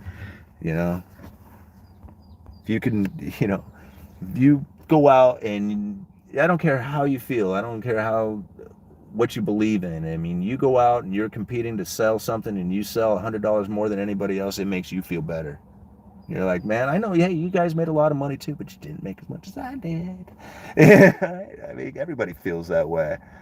There isn't a lot of comment to like when, to like, and what does that say? When you and I were kids, sure, they're a whole new tech influence market to participate in, but the American dream is unattainable. The only way saving 20%, the only way saving 20% of 50K a year. I absolutely disagree. The American dream is absolutely attainable. People just don't believe it. I there has never been a better, easier time to make money than it is right now. I mean, there is just so much of it out there. It's just a matter of just going out there and getting it. And I just don't get why people don't do more of it. There, it's not easy to make it the way it once was. It's not hard to make it in this country. It's hard to make it good. Just remember that. I mean, getting a job is easy. Getting a job is not a big deal. Paying your bills is not a big deal, right? Having an apartment is not a big deal. Paying the insurance, not a big deal. After that, having anything good in your life is a big deal, and it's very hard to get that if you don't work ever increasingly harder. So you have to put out a bunch of work, more than what you would typically want to do, in order to acquire those things that are considered like the American dream. So can you get the American dream like you once did, where you can just go and like one person in the family go and work and actually be able to buy a house and a car and raise a family on it? No, you can't do that nowadays. You have to have everybody in the house working and everybody in the house having side gigs. The only thing about it is that everything that those people can do is so easy. There's so easy things to do to make money. There's like, it's not difficult. So it's not a matter of like having an American dream where you can just go and have like a 9-to-5 job and that's going to provide you with the American dream. No, you're right. It doesn't work like that. It that failed, right? But the American dream is very much attainable, and it is so easy to do. It just takes it just takes some effort to go and find it out there. You know, it's not impossible. I mean, they just, if you think it is, then it is impossible, right? What did Henry Ford say? Whether you can or can't, you're right. You know. All right, moving on here. Young families can't get ahead. No, young families can get ahead. It's difficult though. All right. My service-based business has been a gravy train in the last couple of years. You can do it for now. Yeah, and I mean, there's a lot of, I mean, okay, so a buddy of mine he has a very, very simple business. And I don't know how he ended up doing this, but I think I think he inherited this business, but he has like all the real estate agents, all their numbers, like, and they all have his number. And anytime they go to list a house, or a house goes onto the market or something like that, and the real estate agent has that sign, you know, it sits on a white 4x4 with another 4x4 that comes off, and the real estate sign hangs off of it. That's him. He puts that post into place. He rents them. He rents that post to these real estate agents. And all the posts that you see here in this county, they're all his. Every one of them. They're like all his. Simple. Nothing to it. And as the real estate market starts to downturn, his business is going to grow because they're going to need ever more increasing amounts of signs. So you just have to find your business. I mean, there's all kinds of stuff out there, like simple stuff to do. And I love that one. That was like my favorite one when I found out that he did that. I'm like, God, what a... And you see him driving around, he'll have like 6 or 7 of these posts in the back of his truck, and he'll go and place them around all day and then go and do his regular job. He does construction typically, so. All right. I have the same plan. How old are you now? I am in my early 40s. I see you're talking to somebody there. I live below our means. Yeah, that is the absolute key to it all. is that it doesn't matter if you're making $50,000 a year or $150,000 a year. If you can't save anything, then it doesn't really matter. I mean, sure, if you have a $150,000 a year job, you're probably going to live a better life. But at the end of the day, you're both broke. You both don't have anything. So it's all a matter of how much you save. And I've met some people who really have some pretty average jobs who can save pretty much half their income. Those guys do live a much better life. It's very comfortable, it's very easy, it's not complicated, there's not a lot going on with it, but that's okay because they have everything paid for and they're very calm and stress-free. They know what they're doing, right? So that's the key to it all. It's not a matter of how much you make, it's a matter of how much you can save. And then what you do with your savings is really, that's what we all have to figure out for an individual. I tell people all the time they should go and talk to financial advisors. I mean, that's like really the best way you can learn to figure out how it is that you need to deal with your personal finances for the condition that you're in. I mean, you can ask people on YouTube all day long, but those people don't know your personal conditions. They don't know what it is that you got going on and what do you need in your life.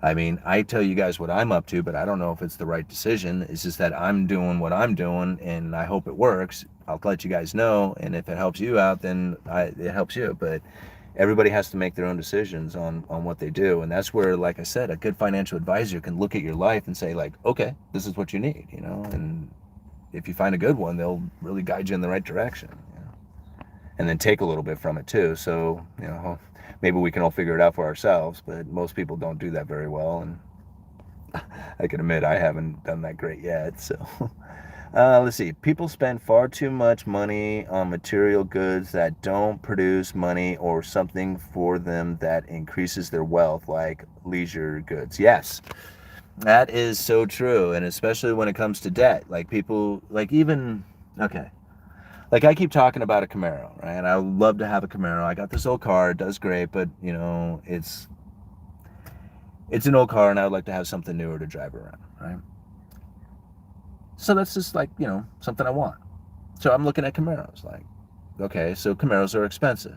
I don't want a Camaro with a V6, I want one with a V8 in it. So it's not going to be a $26,000 Camaro, it's going to be like a $36,000 Camaro. And then if you're going to go $36,000, then, well, shit, we might as well upgrade it up to the, $42,000 one, right? I mean, it's not that much more since you're making payments on it. So next thing you know, you got a $48,000 car that you're driving around, and it was just like, dang, I wish I had my Toyota back. So I'm still driving the Toyota, right? Don't live beyond your means. Thank you so much, Slick Ford 108 for the $1.99. What would you do with $50K? You're debt-free or rent-free? What would I do with $50K? Right now, I would probably hold on to the cash and wait for a buying opportunity in real estate and buy real estate with $50K. But if you were looking to place it right now, then I probably would split it up and go into, because I'm more of a saver than I am an investor. I would probably split it into like thirds, put a third of it in cash, leave it in cash, and wait for the future price drop. Take the other 2/3 and go into dollar cost averaging, gold and silver and cryptocurrencies. But that's me personally. That's what I would probably do with it. But $50K in cash right now, I think I would just probably hold the $50K. I would just hold on to it right now because I think there's going to be much better buying opportunities for stuff than there is right now. But that's probably what I would do. Bitcoin, keep learning. Okay, which cryptos? I hear Link is on sale now. You're gonna have to. When it comes to the altcoins, you're really gonna have to do the research and come up with that on your own, because I really just feel that there's nothing else out there other than Bitcoin. There's really nothing that Bitcoin can't do that the rest of them, or there's nothing that other ones that can do that Bitcoin can't, or can do with a secondary layer system or something. So, I mean, there are a lot of good projects out there, but there's nothing that quite meets the security level of Bitcoin. So I buy Bitcoin. That's what I buy. If there was another altcoin out there that I would buy, or that I have bought quite a bit of in the past, was Litecoin. I really like Charlie Lee. I like the attitude that he had towards his coin and his project. I know a lot of people gave Charlie Lee a hard time when he sold out all his Litecoin at the height of the market, but he uses that money to continue to work with his project and stuff. So whatever. I mean, think of him what you will, but that's what I kind of think of it. Thanks. Yeah, you're welcome. Let's see here. If you understood Bitcoin, you don't save in fiat. I understand Bitcoin just fine. I don't understand it to the level that other people do, but I understand it to the level that I think I need to compare it to fiat cash. And I don't have the hatred for fiat cash like a lot of other people do. They have this like absolute, this like utter hatred for the dollar, that they will not accept any kind of belief other than it's going to die and it's worthless and it's evil, and don't tell me anything other than that. There's a lot of people who have that kind of attitude towards it. You're going to miss out on a lot of stuff, especially buying opportunities. Dollars are not meant to be saved in. They were never meant to be saved in when it became a fiat currency. Dollars are a medium of exchange. It is just meant to transfer value from one place to another, just for a short period of time. It's not meant to store value. So when people are like looking at like the dollar losing value and talking about it being like this horrible thing, it was just like, well, yeah, it is, but you're never were meant to hold on to it for any length of time anyway. So when you are holding on to it, what you are holding on to it for is that buying opportunity. You are anticipating having like a downturn or a sell or something happening in the future, but you are not planning on holding on to that dollars for any length of time. You are planning on getting rid of it. So in that case, buying Bitcoin right now may not make sense if you can buy it for $25,000 next week, or say $20,000 2 weeks from then. I mean, holding on to fiat is a very smart move. You're just not holding on to fiat forever.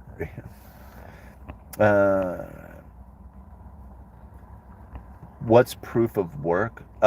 Okay, so I'm not exactly like a tech kind of guy or whatever, but proof of work as opposed to proof of stake.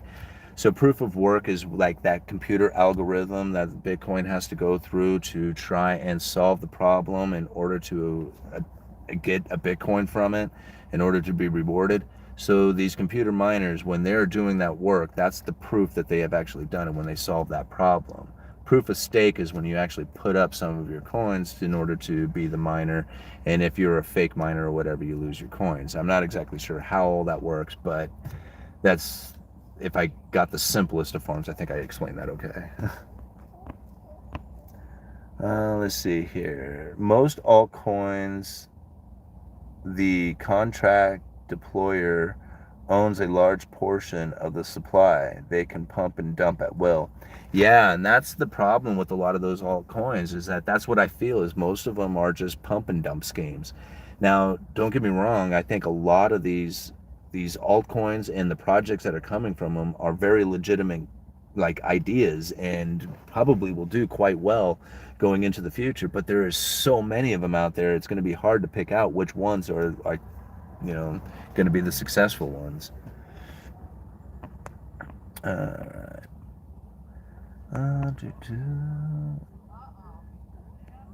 XRP to the next galaxy. Altcoins are getting slaughtered from Bitcoin dominance rising. Yeah. Pull it, just pull it. Building 7, our economy. Yeah, God, I know, right? That Building 7, when that's the, that was probably one of the, because I watched that happen on the news. Like, I was just like, now, I was telling my wife, I was like, now, why did that building just fall? And I was like, did that one get hit by a plane? Like, no, I guess the fires or something. I'm like, wait a minute, that doesn't make any sense. So anyway, I questioned it that day, but I didn't really become like the theorist that I did until much later on. But yeah, Building 7, man, what a controlled demo on that. And it was after that I really started questioning everything. When when I heard the explanation for Building 7, or the lack thereof, Okay, let's see here. Howdy from Orlando. Well, hello, Orlando. Research ISO 2022 cryptos. Anyone who bought and held BTC for at least 3 years is in profit. Yeah, I've been buying Bitcoin for a long time, and I don't even know what my average is. Like, I couldn't tell you. I just just buy a little bit here and there. But there was a time when I tried to buy Bitcoin at $18. That was like the first time I tried to get Bitcoin. But I'm kind of glad I didn't, because I ended up crashing that computer that I had, the wallet, because I had already downloaded a wallet and I was out there looking for Bitcoin, but just kind of gave up on it. And then, like, I don't know, a few months later, that computer crashed. I would have lost all my Bitcoin. Serious question. How hard is real estate going to get hit over the next year? Again, I mean, we've talked about, a lot of people are just convinced that it's going to happen. Like, there is no other course of action except for this huge real estate crash. And it's not a matter of if, but when, and not a matter of, like, just being a little bit. It's like, how bad is it going to be? So everybody is convinced of this, but yet there's some things that are taking place out there that we have talked about on this channel that might say a little bit differently about that. Mainly is like, where is the mortgage-backed securities going to go? That's probably going to be like the biggest issue. If there's going to be a buyer for these mortgage-backed securities, if the Federal Reserve goes to unwind their balance sheet, if they go to sell those mortgage-backed securities, and if the interest rates are high enough, they may actually find an investor. And if they can find an investor, well, then the interest rates may not go as high as people are thinking that they might go, even if the Federal Reserve continues to raise interest rates. So there's a lot of questions that need to be answered, and we really won't know what's going to happen until we get there. I'm looking at my own particular area. I'm seeing some price drops, but they're not significant yet. Like, they're more like very small adjustments. There was one guy who said that he put his house out for 2 weeks, had not one single look or offer on it, so he's going to drop at $30,000. Now, I'm not sure what the starting price was on it, but I think it was something just slightly over $500,000. So, it's not like 10% or anything, but that's a pretty decent drop in my opinion, from an asking price anyway. All right, everyone listen to Incendiary Radio on Republic Broadcast. Spells out exactly who is behind all this hybrid warfare against us. Less building wars, but still high prices. Real estate happens in 25-year cycles. America doesn't exist anymore, guys. It seems to me like everyone is still spending as if nothing is happening. I don't get it. Are we or are we not in a recession? I don't know. I'm not seeing the spending. Like, now I work retail at a hardware store, and I tell you, I can see a lot of the building still taking place, like a lot of the building, house building happening. It's slowing down some, but not much in my area. The retail, the walk-in customer, that is very slow. Not nearly what we had last year. And so, like, as far as people spending like no tomorrow, if they are, they're doing it at the restaurants and they're not doing it at the hardware store. I went to Home Depot on the weekend and it was slammed. Bill Gates is designing a virus response team that can lock down countries on a whim, China style, and put dissenters in quarantine camps. Okay. Think of real estate more in 60-year cycles in terms of outpacing inflation. Just an impression, however. Don't look at the market in much technical detail, more like an intuition. Okay. Let's get down here. I'm not buying any big ticket items until prices come down, and I can wait for a long time. I think many are in the same camp, and I wonder how that is going to impact things. Um, yeah, well, what ends up happening is if a lot of people end up doing that, that's a lot of money sitting on the sidelines. So as soon as there's a huge drop, that money comes pouring in, and we find that that floors are found quite quickly.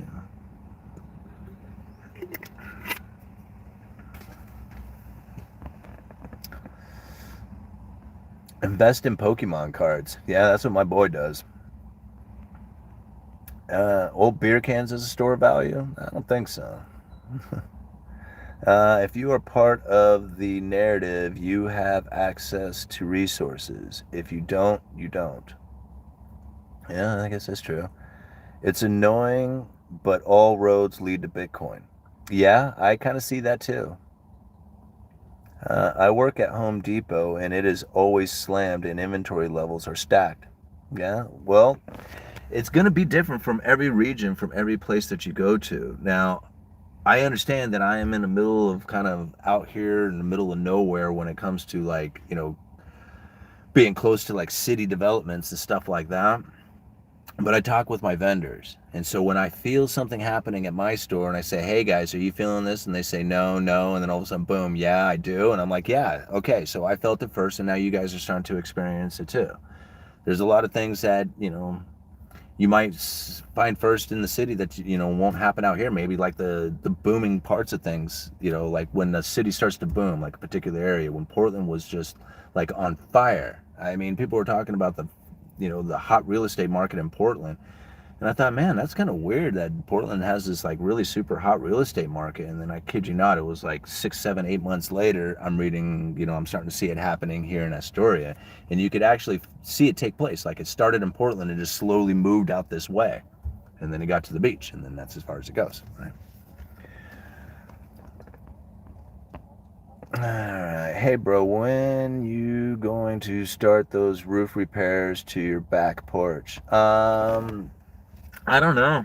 I gotta save up the money to do it. I gotta like re-roof that whole side of the house and everything. So I gotta save up like 20 grand or something because I want to do it right. I want to do it really good and put some, because I got a covered porch on there. So I wanted to put some skylights into it and do it up real good so that it's awesome. And that's gonna be expensive. But I want awesome. If you're gonna do it, you gotta do it awesome.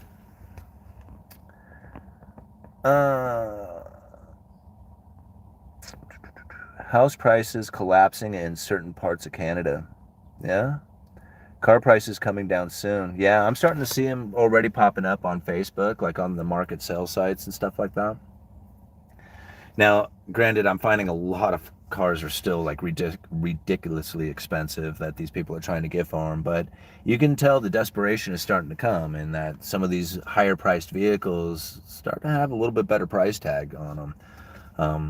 We'll find out. Give it 6 more months, and I bet you we're going to start seeing the car dealerships, a few more vehicles in there as well. I need a truck and keep waiting for the crash for it first. Yeah. Skylights will be badass. Yeah, they will be. Why is this guy in his car? You know why I'm in my car? It's because it's quiet. It's quiet in the car. And then I can move it wherever I need to.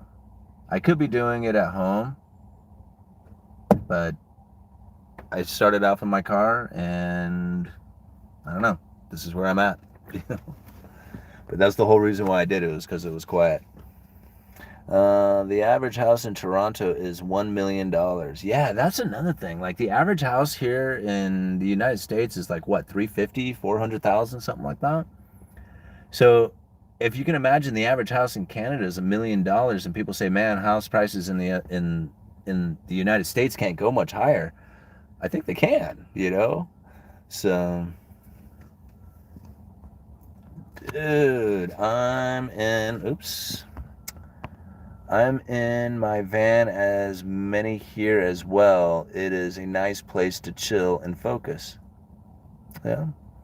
I'm talking city-owned, not Blackstone. Through, though it's still creepy. Huh, I'm not sure what that one was about. Just wanted to touch base on lumber. You think July, August, a good time to buy for a fence build? I think going towards July, that I think that's probably, like, I don't see price increases between now and July. And if the futures stay down like they have been, under, like, I mean, they're a little bit higher today. Like, I think they were just shy of 700 per thousand. But if they stay down in this, like, 6 to 700 per thousand range, we're going to find lumber prices dropping out, quite a bit. Now, when it comes to your local lumber yard, you may find that, your local lumber yard doesn't have a very big turnover. Like, trying to roll into that cheaper lumber means that you have to have a fairly high turnover rate to it. If you don't have that high turnover rate, then your lumber yard's going to be stuck on expensive lumber, and that'll be the case until, you know either, that'll just be the case until either they get cheaper lumber, or the price goes back up. So anyway, but I find that July is probably, I just feel that July is going to be the month. Like, that seems to be the month that I feel that, talking with everybody else, that's where the prices, if there were ever going to be a bottom or stop going up, that would be it. And after that, I have no idea. Thank you very much, Amy, for the $4.99. What is your opinion on Taiwan conflicting? Oops, where did that one go? I just lost that comment. Where'd it go? Oh well. Sorry about that. Okay. We can go back to trading goods for services and vice versa instead of fiat. Um, well, you could do that on a local scale, like on a barter system. You can kind of do that. Um, but that's not going to really do it for like world commerce or the economy in general. You got to have, like, you got to be part of, like, the bigger picture of things, the distribution networks that are around the world now that we all, like, rely upon. It's not a matter of just like trading local goods for services. There's stuff that's produced, in other parts of the world that, that we need in order to have, like, the conveniences that we do. It's just the way it is. Um, there's no way that, like, a lot of people, like, I saw a comment a couple of days ago that somebody said something like, well, why can't China and India just use their currencies and just make those the reserve currencies, and then that'll be the reserve currency that everybody will use, as opposed to the US dollar? And it doesn't quite work like that. Um, the only reason why the dollar is still the world reserve currency is because nobody else is willing to do what the United States has done, and mainly is to take on a bond market debt big enough to supply the world with that liquidable asset of bonds, and then on turn take on a trade deficit as big as ours so that we can supply the world with enough dollars. That is something that nations are not necessarily comfortable doing. I mean, think about it yourself. Would you feel comfortable, like, producing things, saving a bunch of money, and then occasionally going out there and buying the things that you need while you sit on a stockpile of your surplus, money? Or would you feel better about just living completely off of credit cards and everybody else out there sending you their stuff? I mean, sounds like a pretty good plan, really, that you don't have to work and you just use credit to get everything from everybody, but it's only going to last for so long before it eventually collapses. And that's the situation that we're really in right now, is that we've kind of met this Cantillon effect where we used to be the world's producer of stuff, and we sold so much stuff to the rest of the world and profited so well off of this that we started moving ourselves into luxuries. We found that luxury items were cheaper outside of the United States than they were inside of the United States, and so we started importing a lot more stuff. That drove out the domestic manufacturing and drove in ever increasing amounts of foreign imports. So now we're sitting in a situation where we produce very little in this country, we import an insane amount of stuff, and we export all those dollars out there to the rest of the world while they buy our debt. How long can that last? Fun fact, Aldous Huxley, author of Brave New World, had a brother named Julian Huxley who ran the United Nations for over 20 years. Lotus may have been telegraphing what he knew through Julian. Oh, yeah, huh? Question, please. Can you post the live stream on your Spotify as they make great listening? Yeah, I believe. Um, I'll ask Chandler about it because she usually uploads all the stuff to the podcast for me. But I do have the podcast going. It's you guys let me know, and if you ever have trouble finding links to anything, you can go to my website uneducatedeconomist.com, and you can find the links to everything over there. I haven't been very active on my website just because I'm still just trying to be active on making YouTube videos and being active with my family. So trying to maintain a website has just been too much. But yeah, you can find everything over there too. Okay, let's see here. I don't think BTC will ever be a currency. We will see a different digital currency used as currency, though I do believe BTC will be the gold digital asset going forward. Yeah, I can very much see that as well. Question. Hello from Atlanta, Georgia. Please ask George Gammon to have the Rebel Capitalist live event in Atlanta. We need it here, bro. Thanks. You're getting close to 100,000 subs soon. Yeah. Well, I mean, it's George's event. And I think he chose Florida for a particular reason, and I'm not sure exactly what it was. And same with Houston too. Now I know like Houston I think it had something to do with like the COVID thing. Like I don't know if there was less restrictions or something, but anyway, yeah, it'd be fun. I mean, I would like to speak at the capitalist event again, the Rebel Capitalist event. I think that would be a lot of fun. You mentioned something about it, in January, but I don't know. We'll see. All right. Oh, there's another one. Hey, thank you very much for the 99 cents. I'm not going to say that. All right. Hey, did that just... Wait a minute. Hey, you did that just so he will say the name out loud. Yeah, he did. I almost did it, too. The Lightning Network is advancing rapidly for BTC. Use case is getting easier, just like the internet adoption. Yeah. And that's where, like, I feel that Bitcoin really is just going to be, like, a superior, digital currency over the rest of them. Is that once you have, like, a secondary system like the Lightning Network, then the ideas of scaling and speed and all that other stuff, that's no longer an issue. You can just do it on the secondary system and then upload it to the main digital ledger later on, and not have to worry about like speed or time or scaling or anything like that. What do you think of Satoshi Nakamoto? Who do you think Satoshi Nakamoto is? I don't know. The CIA? I don't think it's like a secret dude. I think it's like a group, like the CIA or something like that. But I really don't know. I don't know. People talk about housing crash, home buyers priced out recently and still around. Did they just disappear and their families get smaller?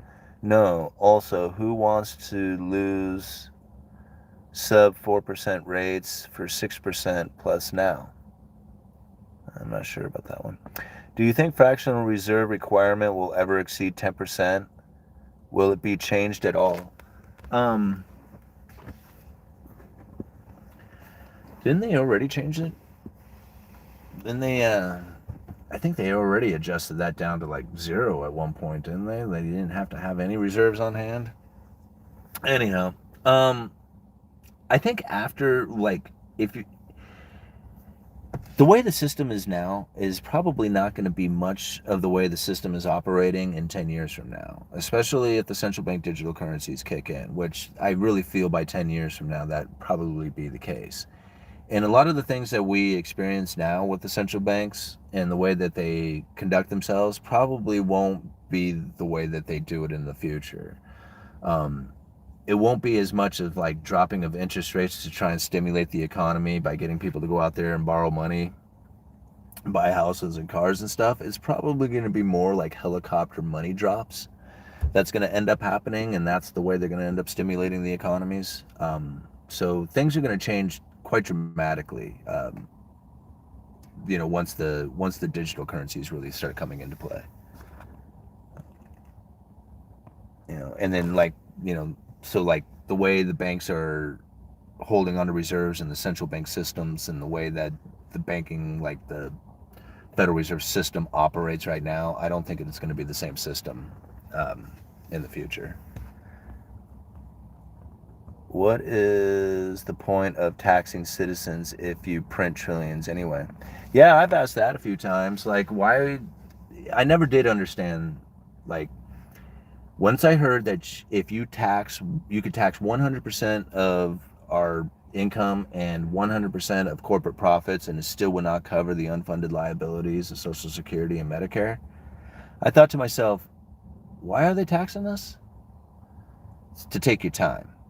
It's to take your time, because that's the only thing that you really have of value is your time. And when they tax you, that's what they're taking from you, is your past time.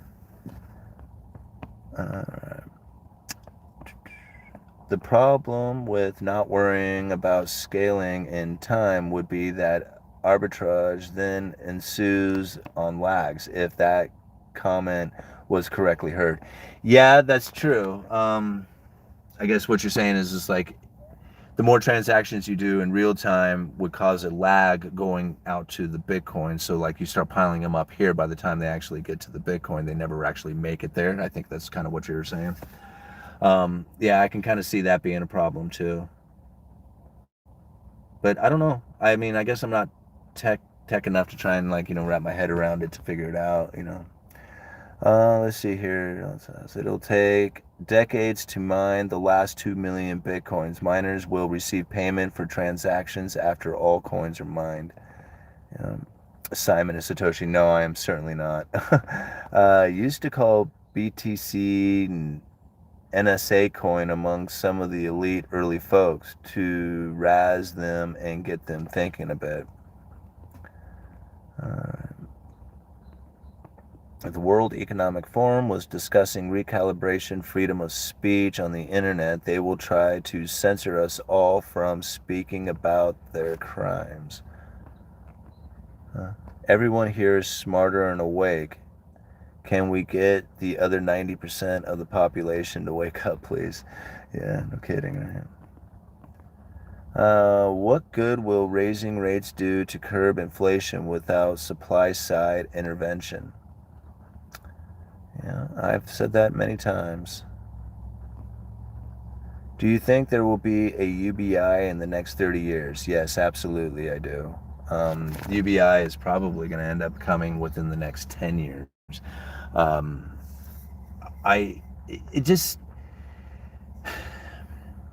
Okay, so this last go around, the last time we had a downturn in the economy, right, during this pandemic, prior to the pandemic kicking in, the Fed was really nervous. Like, they tried to get their interest rates back to up to a normal level, which I don't know what normal would be. Would want to drop interest rates around 5% in order to stimulate the economy. And they had a hard time even getting it past 2.5% before the whole economy started to come undone. So when it comes to stimulating the economy, the Fed is going to be in a very difficult position next time we go around, because they're not going to be able to drop interest rates, and they're not going to have a pandemic to try and stimulate the economy with. So, like, if you don't have this pandemic and you go into a downturn and you drop your interest rates 2.5% and you hit the lower bound of zero and it's not enough, what excuse does the government use in order to hand money out free willy-nilly to the people? They won't have one. They won't have an excuse. And so unless there is some sort of like natural disaster or war or something of that nature, the Federal Reserve and the government really is not going to have an excuse or a reason to try and stimulate the economy beyond just the dropping of the Fed funds rate.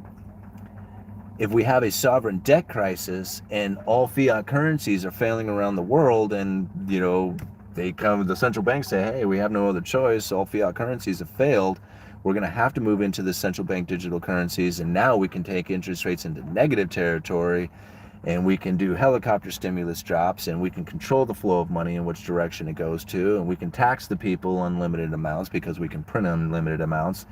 We'll see where that goes. I mean, I don't know how productive people will be in a society in which that you can get free money to go out there and buy produced items with, but I would only assume eventually you'll have plenty of money and nothing to buy.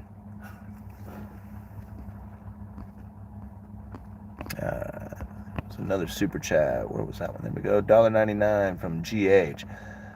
I'm intimidated about getting crypto. About getting how to start? No, man, it's easy. You just open up a Coinbase account.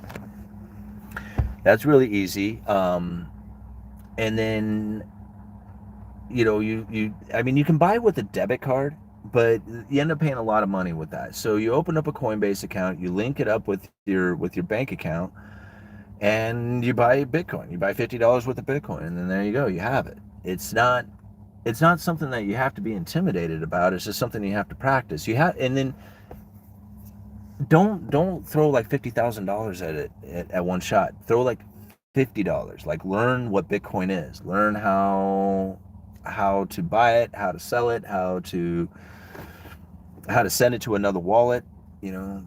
Once you have that sort of thing for it, you will have learned so much about it, then you'll be a lot more comfortable about the idea. And yeah, there's a lot of ways to do it, but just start with a small amount. GH, right now is a good time to buy a little. Remember, don't buy more than you're willing to lose. Look up Cardano, Solana, ETH, Bitcoin, Polkadot, diversify, and hold. Dollar cost average. Great advice. Dollar cost average is a great way to go, especially when you have this much like volatility taking place. You can always lower your average when the price drops. You can always add to your stack.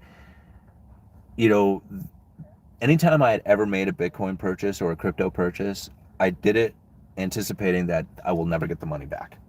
Like, I just did it with that. Like, I know that I am buying this stuff with the idea that I could possibly lose it all. And I am okay with that. I am doing it anyway because I am learning. I'm doing okay because it's part of my investment strategy. But I'm okay with the idea of losing this money. If you can take on that kind of idea, then that's what you're kind of going for, because it's just too volatile. You have to understand that it's just like you could put some money towards like $50,000 towards it, and who knows, in a couple of years be fabulously wealthy from it. But then again, it could all be gone. Like, my buddy's complaining because he put 30 grand into it in one shot, and I was just like, man, why? Like, out of all the things that I've ever said, why would you have dumped that much in one shot? And like, I don't know. And so now he's sitting on like half of what he had put in there. It just broke his heart. Never trust anyone with your password. Yep. And secure your password. Secure your your keys. Man, I have a Ethereum wallet that has some tokens and some Ethereum in it, and I can't get into it. I mean, I have the public key so I can see what's in the wallet, but I don't have the complete private key, so I can't do anything with the coins. So that was my fault. I thought I had them secured. I thought I had them written down. I didn't. I have all but the last 12 digits of the key, but it doesn't matter. They're gone. They're not gone. I just can't get to them. So maybe someday in the future, if it's worth enough, I can have some hacker break into it or something and figure it out. I'm having a hard time talking. I might have to call it quits here before too long. Let's see here. Bill Gates is a reptilian. 99 cents. Thank you very much. From Bill Gates is a reptilian. All right. UBI will be here as soon as CBDC is implemented. I don't think it's going to be as soon as, but it's going to be very much in line with. I think it's going to be a good way, like, the UBI is going to be a good way to introduce the central bank digital currencies, because people who are getting the UBI are going to not question how they're getting it. Like, whether it's, through, like, food supplements, like, like a WIC card or EBT card, or, say maybe like relief funds from a natural disaster, stimulus payments from a downturn in the economy.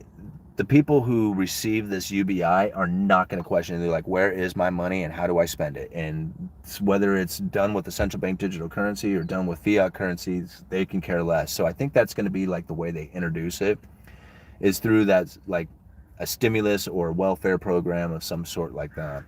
Because those people won't question it. They just won't. Like, if you go and say, okay, well, this is the new way we're getting paid, and so when you get your hourly rate, you're gonna take this central bank digital currency. Like, people will be like, no, I don't think so.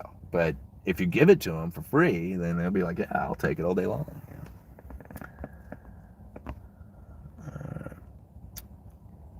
Derek, comparing most wealth to that as a relative limbo measure sounds like someone's PhD thesis. I don't know what that one's about. Okay, Bitcoin is not digital gold. It is the convergence of money and data. It will usher in the internet of value in the fourth industrial revolution. Huh, that's interesting. Hey Yui, hope you're doing good. I was just wondering what you think the food shortage will look like. When will it take place? The magnitude of it. Well, it's happening now, right? So it's already starting to occur. Um, what did you say? What will it look like? It's what is you're going to end up finding is that it's not going to be necessarily that there is a lack of food. Like, you're going to go down to the store and it's just like, man, there's nothing on the shelves here. You're going to find that there's shortages out there where there's less available, but the problem really is going to be is that it's going to be so expensive. It's going to be super, super expensive. And so when you go down there and you find the lettuce, because the lettuce will be there, you're going to be like, why in the world is this so much? And it's because there's just a lack of availability out there. Because normally there would be 500 million heads of lettuce, and most of them would probably get thrown out anyway. And whatever money they got off the lettuce would be enough to profit from. Now there's just not going to be enough heads of lettuce out there, and the ones that are available are going to be very expensive. So there's going to be plenty of people who are not going to enjoy the lettuce, where the people who are enjoying the lettuce are going to be enjoying it as a luxury because they can afford to buy it. And that's what you're going to find with a lot of stuff. So it's not going to be like every single thing. Like, I mean, well, it could be like most things, but you're going to find some stuff may come into complete availability and the prices really don't go up that much. But then you find, like, every time you go to buy beef, it's just like it seems the price just keeps going up and up and up and up, How and why is anybody buying these steaks, but they're there and they're expensive. So that's the type of, like, food shortage that I see here in the United States anyway. Other nations that don't produce a lot of food, because surprisingly the United States actually produces a lot of food, but other nations that don't produce a lot of food, they're really going to suffer. They're going to suffer the most, like with famine kind of suffering. The United States is just going to be really super annoyed in comparison. But yeah, other nations who do not produce a lot of food, who import most of that, they're going to suffer big time, and they're going to get hit really hard. That, I'd assume, is probably going to take course over the course of the next year or two, because what's going to end up happening is as the food supply gets very tight and the prices go way up, the people who produce food, they're going to be making a lot of food because they're going to want to take advantage of those high prices. So the farmers out there around the world, when the food shortage really kicks at the highest, they're going to be going into like mass production at that time. And then you're going to end up with like the same thing, like a bullwhip effect, where all of a sudden, like, 3 years from now, you're going to find where food is just like incredibly cheap and farmers are going to go bankrupt. I mean, it'll be the exact opposite. Hey, right on. There's a big super chat that came in there. Where's that at? Oh, right on. $40 from Sidekick Cato. Great stream as always. Thank you for your thoughts and your time. I appreciate that you're honest without dooming out. Yeah, well, thank you. That's the only thing I can be is honest, because I don't really have anything to sell you. If I had something to sell, then I could try and convince you of something. But other than just coming out here and making videos, I really don't have anything to sell you. So it's just like the only thing I have is to be honest, because I'm that's me. That's what I'm trying to do, is just like, be out here and be as straightforward as I can be with my thoughts and opinions. So thank you very much for the $40. I really appreciate that. That's very generous of you. And it's generous of all of you to send me these super chats. I mean, it makes doing this a lot of fun, but it really says how much you guys do appreciate the channel and me coming out here and doing this. I mean, I can't thank you guys enough. It's just, it's very generous. Let's see here. Jenny's Comic Life. Thank you again for the $5. My dad and I have been working close with a church that receives donations from a local food bank. Is it good to eat canned food and preserved wheat? Yeah. Yeah, absolutely. I mean, that's one of the best skills I think that you can take on right now, is to learn how to preserve food. And then after that, building up a network of people who can acquire food easily. Like, I had a friend who loved to fish, like absolutely loved it. But eating fish, not so much. Like, they thought it was okay, but just loved to fish. And I'm like, dude, you can bring me all that fish. And he would. Like, he would bring me like a lot of fish. My wife loved it too, because she would hack that fish up and can it and put it in cans, jar it up, when he would bring like, 2 or 3 big fish. So it worked out really well. And then she would give him some of the canned fish for bringing the fish over. So it was like, it worked out to be a pretty good deal. But you find people like that, who really like to fish but don't like to eat fish, and then there you go. Now you got all the fish source you need. You just have to give them some of the canned fish back, and then they like it too, even if they don't want the fish. Like, they'll take it and go give it to their friends and family and stuff like that. So that's how you work that. All right.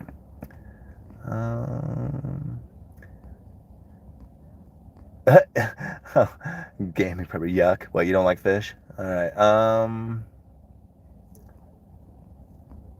BTC and blockchain have been in use since 1995.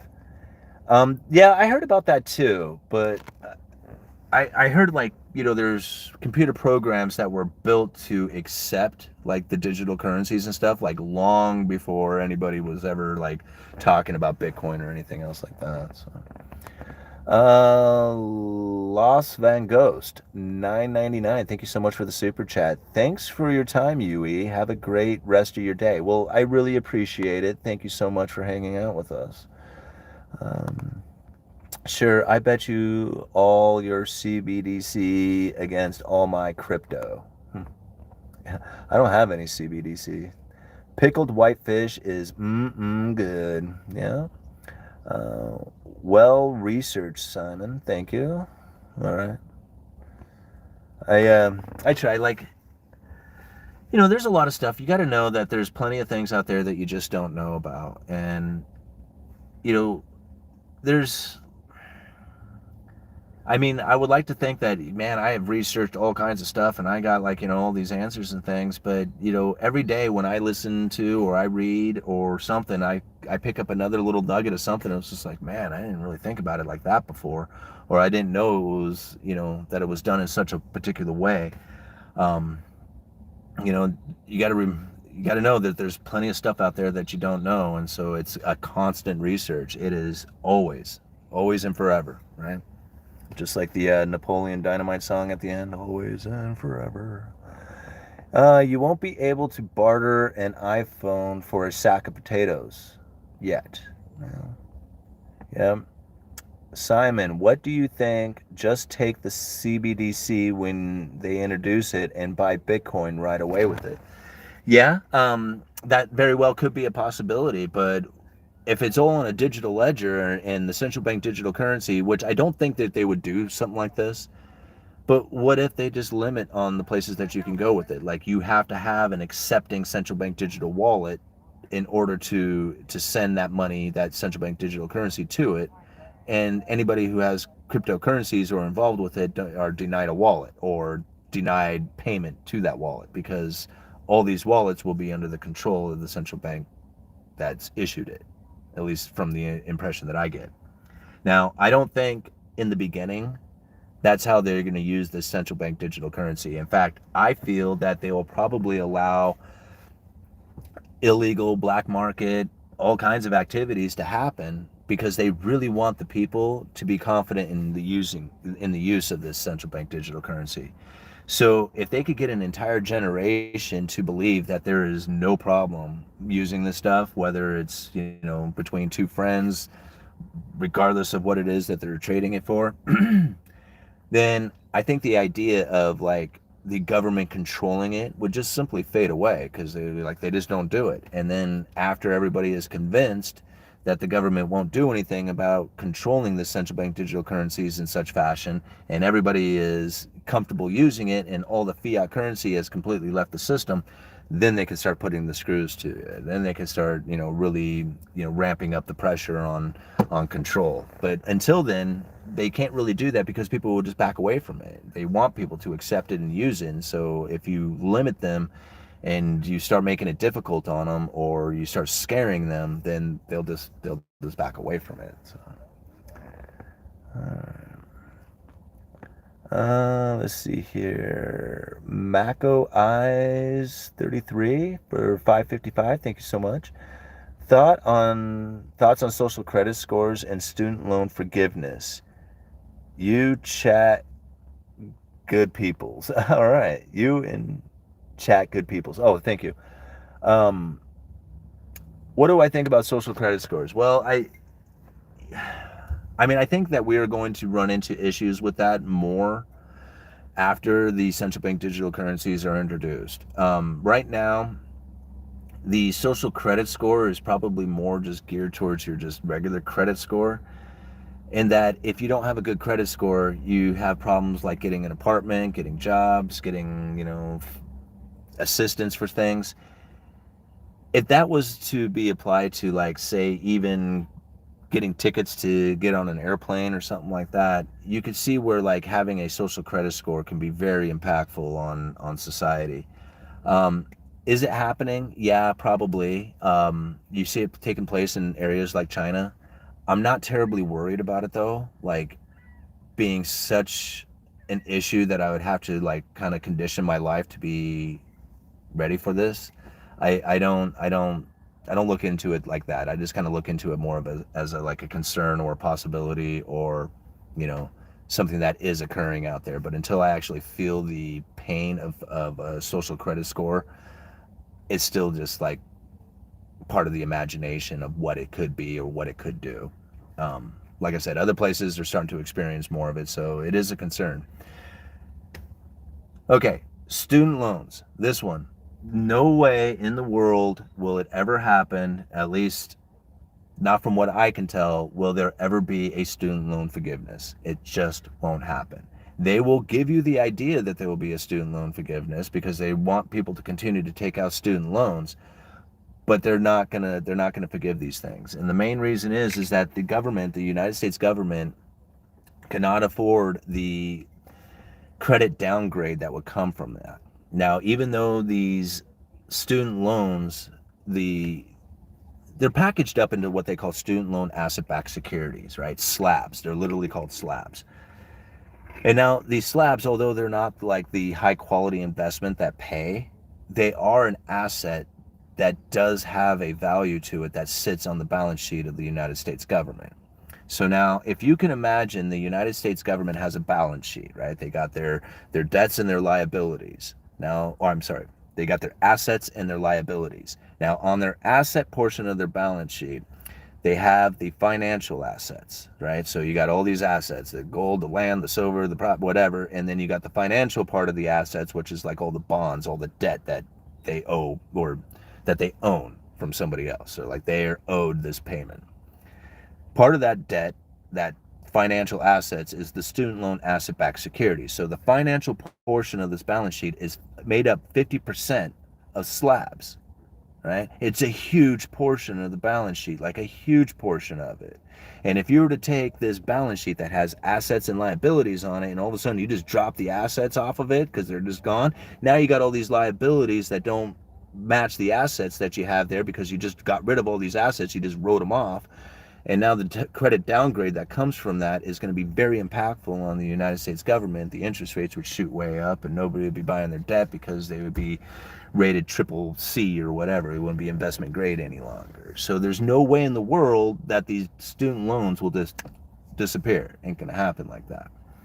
What could happen is that, say, charitable organizations will get together and literally buy these loans out from the government. Or the government could tax the people. That's fun, right? I mean, sounds like a good way of going about it. But unless they do something like that, those student loan asset-backed securities aren't going anywhere. And there is no way that anybody's going to have them written off. Now, they might do a few of them, like I said, to keep the carrot dangling out there, to keep people, taking out those loans. But they're not going to write them off. Yeah, so if you're expecting it, I wouldn't. I would not expect that at all. All right. Just don't know how to use them. Let's see here. They pay off student loans. I want my house paid off. It's only fair.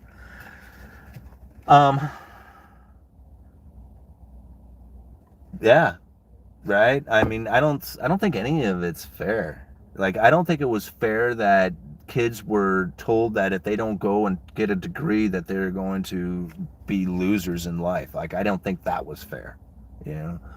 I don't think it's fair to saddle up, a 25-year-old individual with an insane amount of debt and, less prospects for a job that they can earn money with that degree. I mean, like, the whole thing to me is just like, man, what a damaging way of, like, helping somebody with their future. It just doesn't make any sense to me, Now, I get it. Like, granted, a lot of people think that I just absolutely hate college. Like, the whole idea of going to college and getting a degree is just a pointless idea. That is not the way I feel at all, right? That is not the way I feel. I feel that if you're going to go and get a degree, pursue that passion. Is it a doctor? Is it a lawyer? Is it a reason that you are going for this degree? I mean, if that's the reason why you're doing it, because you really want to do this in your life and you need that degree in order to pursue that, then that's what you do it for. But if you're going to go get this degree and you're like, man, now what am I going to do? You went and got a degree, you have no idea what you're going to do? You went and spent all that money, spent all that time, and you have no idea what you're going to do now. How many people have done that? A lot of people. All right. Let's see here. Yale educations are still worth a lot in the world. Yeah, like, again, right? That's somebody who is pursuing something. That is somebody who's like, if they do not have this particular degree from this particular school, they are not going to get their position in their political standings or whatever it is that they need. I mean, they have a direction in their life that they're going with it. What I'm talking about is, like, my friends who I said, you're going to college? Why? I don't know. Because I was told to, because that's what everybody's doing. What do you mean, why? That's where I'm kind of getting at. Yeah, I don't do politics.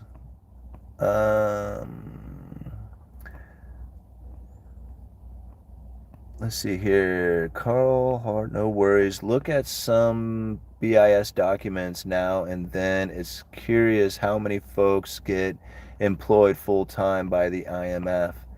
Yeah, coming out of some of these universities, it really is. And you know what I find interesting is how many people who come out of these universities who then go to work for, like, Goldman Sachs and JP Morgan and all these other places, and then after that they go to work at, like, the U.S. Treasury Department or the Bureau of International Settlements or all the places where they actually control, like, it's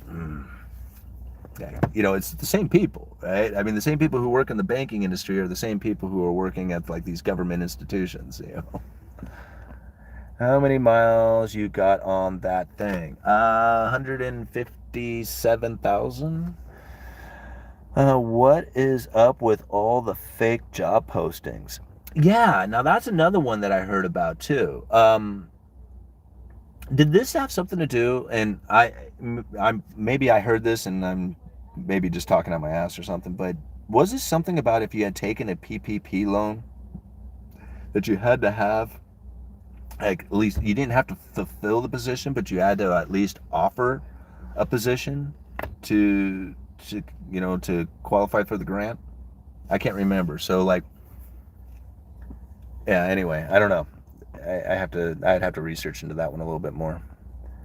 All right. Let's see. I thought I was imagining things. A lot of fake jobs out there. Yeah, that's what I hear.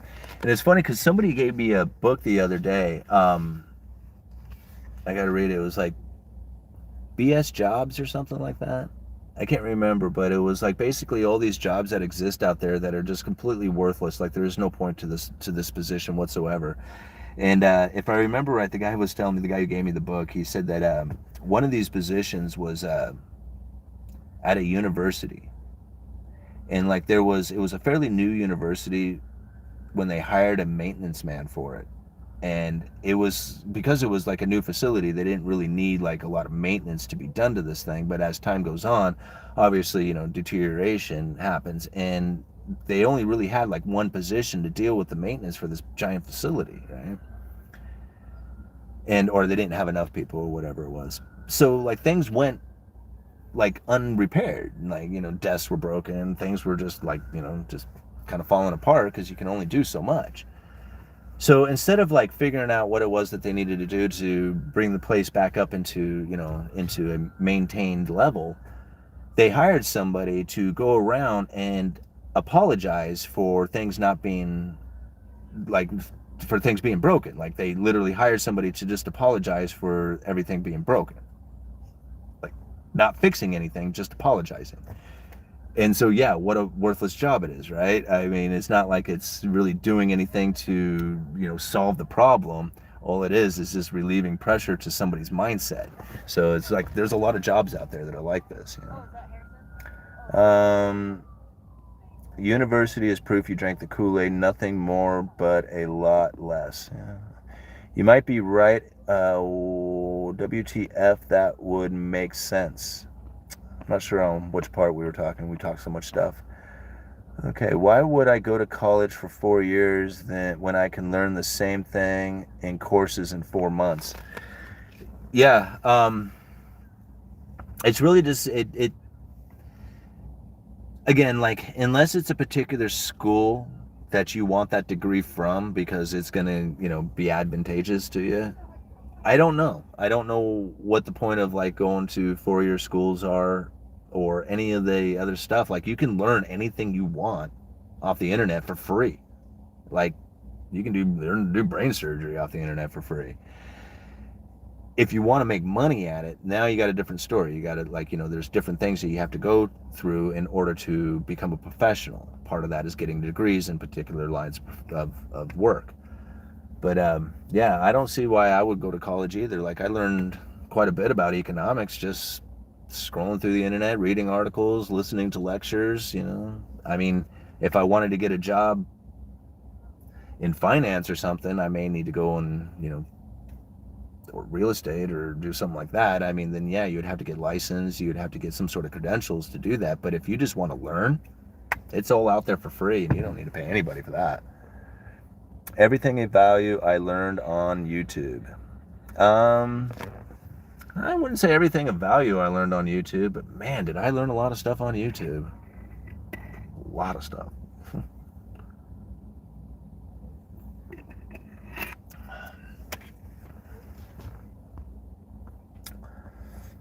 Hookers provide intimacy to lonely humans. Those lonely people might go completely crazy without some affection. Okay. Just get a series of 65 license by taking the test. Let's see here. In YouTube, people teach each other. Yeah.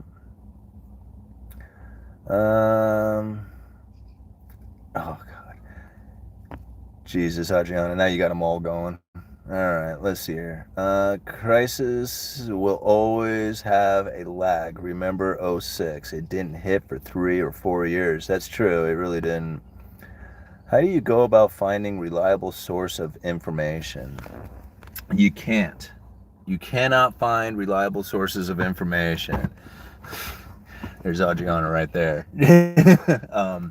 You cannot find reliable sources of information. What you have to do is when you find a piece of information that you think is credible, then you have to find other pieces of information from other sources that talk about that exact same piece of information that you were looking at, and try and get a different perspective of it. Try and find if they were just blowing it out of proportion or if it's legitimate and it's something that you need to take in as part of, like,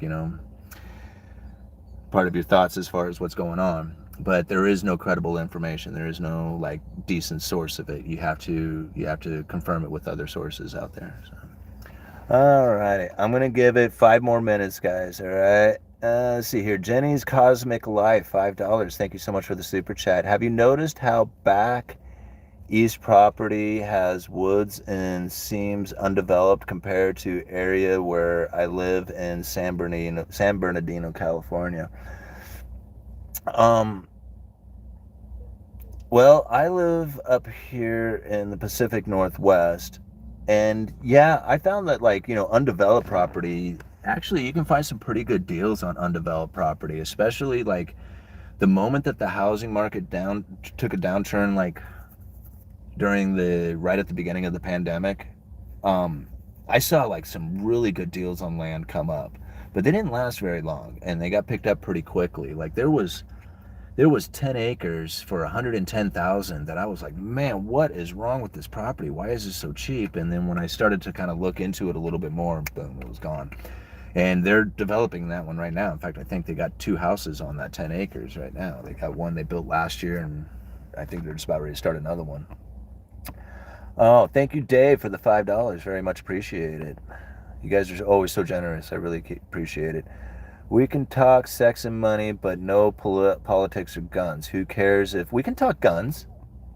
We can talk guns. I've made a fortune in flipping homes. The fifth estate, the fifth estate has become the 4th column. An attorney goes to school for 8 years to learn how to argue. If they wanted, they could just spend 10 minutes with my ex for free. Yeah. Watch out for toxic waste dump sites. Ooh, yeah, wouldn't want to see that. Do you think government employees have a safe job in the coming economic downturn? I guess it would depend on what government job that you have. But no, I mean, I think that there's probably going to end up being a time where we do have a cutback in government, and with that would come like job cuts as well. I just don't think after the digital currencies are really in play, like the central bank digital currencies, there really is going to be less need for a lot of stuff. Like these smart contracts that will be implemented will make like the need for courts and governments and regulations and all this stuff really just not even needed. Like, it's make them like irrelevant almost. And so I find it like, that's what I'm almost somewhat excited about seeing the digital currencies come, is that we actually might find a way that we can like limit government and their behavior. I mean, Jesus, wouldn't that be nice? All right. Let's see here. All-nighter. Attorneys are agents of the courts and prioritize the courts over their clients. That's right. They all work for the bar, right? The bar exam. I'm hearing that deflation is coming. Are these rumors? No, it's not a rumor. That was like the major concern from the Federal Reserve prior to the pandemic, prior to all the quantitative easings. They were very much concerned about deflationary spirals taking place and couldn't figure out how it was that they were going to get the inflation that they wanted. But then the pandemic kicked in, they severed the supply chain, they ramped up quantitative easing, got all the inflation that they needed, and now everybody is just like, is it really deflation is the concern? Yeah, it's the destruction of money and credit, and they're about ready to go into some massive amounts of it. Think about the quantitative tightening and Think about the quantitative tightening. That's the Federal Reserve bringing dollars back into the Fed, destroying dollars essentially. At the same time, listen to all the people talk about not buying a house. That's less mortgages being issued. Think about all the car sales that people say, like, are going to be failing. Like, they're already starting to hear about it, but like the car dealerships, imagine them being loaded up with cars and not making sales. These are all like new debts being taken out. If there's less debt being issued, that's less dollars coming into the system. So inflation is the expansion of money and credit. Deflation is the exact opposite of that. It's the destruction of money and credit. And that is what I think we're about ready to experience going into the next couple of years, is destruction of money and credit. And hopefully, from what everybody is saying, I mean, I think differently, but hopefully from this action, the Federal Reserve will be able to stop the rise of inflation. But ultimately, they're just trying to get their ammo back. All right, one more question, guys, and then I'm going to bail. All right, let's see here. I've dealt with building inspectors for decades. They're uniformly substandard workers, like 90% of all government employees. That was a statement. Let's find a question here. New to learning about the economy. You seem like-minded to myself. Any books you would recommend to a newbie? Yeah, we kind of went over this one already. I really haven't read a whole lot of books on the economy. The one that I have read, The Creature from Jekyll Island, is probably one of the best books that you could ever read as far as learning about the Federal Reserve. It was written by G. Edward Griffin. And then after that, I would recommend Cantillon's essay on economic theory. Those are probably like the two major economic literature pieces that I have actually read. Other than that, I have read a lot of Federal Reserve speeches. I've listened to a lot of lectures. I've read a lot of articles and stuff like that to try and pick up most of the economic knowledge that I have. But if there was two books that I would recommend, it would be The Creature from Jekyll Island and Cantillon's essay on economic theory. Alrighty, peace out. Let's see here. I'm going to go, guys. Thank you so much for hanging out with me for the 2.5 hours. Thank you so much for those super chats. You guys are always so very generous. Thank you, everybody, for liking the video. We got 787 likes today. That's incredible. 600 of you watching right now. I saw it peak out there close to 800 at one point. Always so amazing. I just can't thank you guys enough for being here. So I really appreciate it. And we're getting close to that 100,000 mark. Can't wait. We're going to hit 100,000 here, hopefully in the next couple of weeks. That would be really cool. So, all right, guys. Uneducated Economist. Y'all let me know.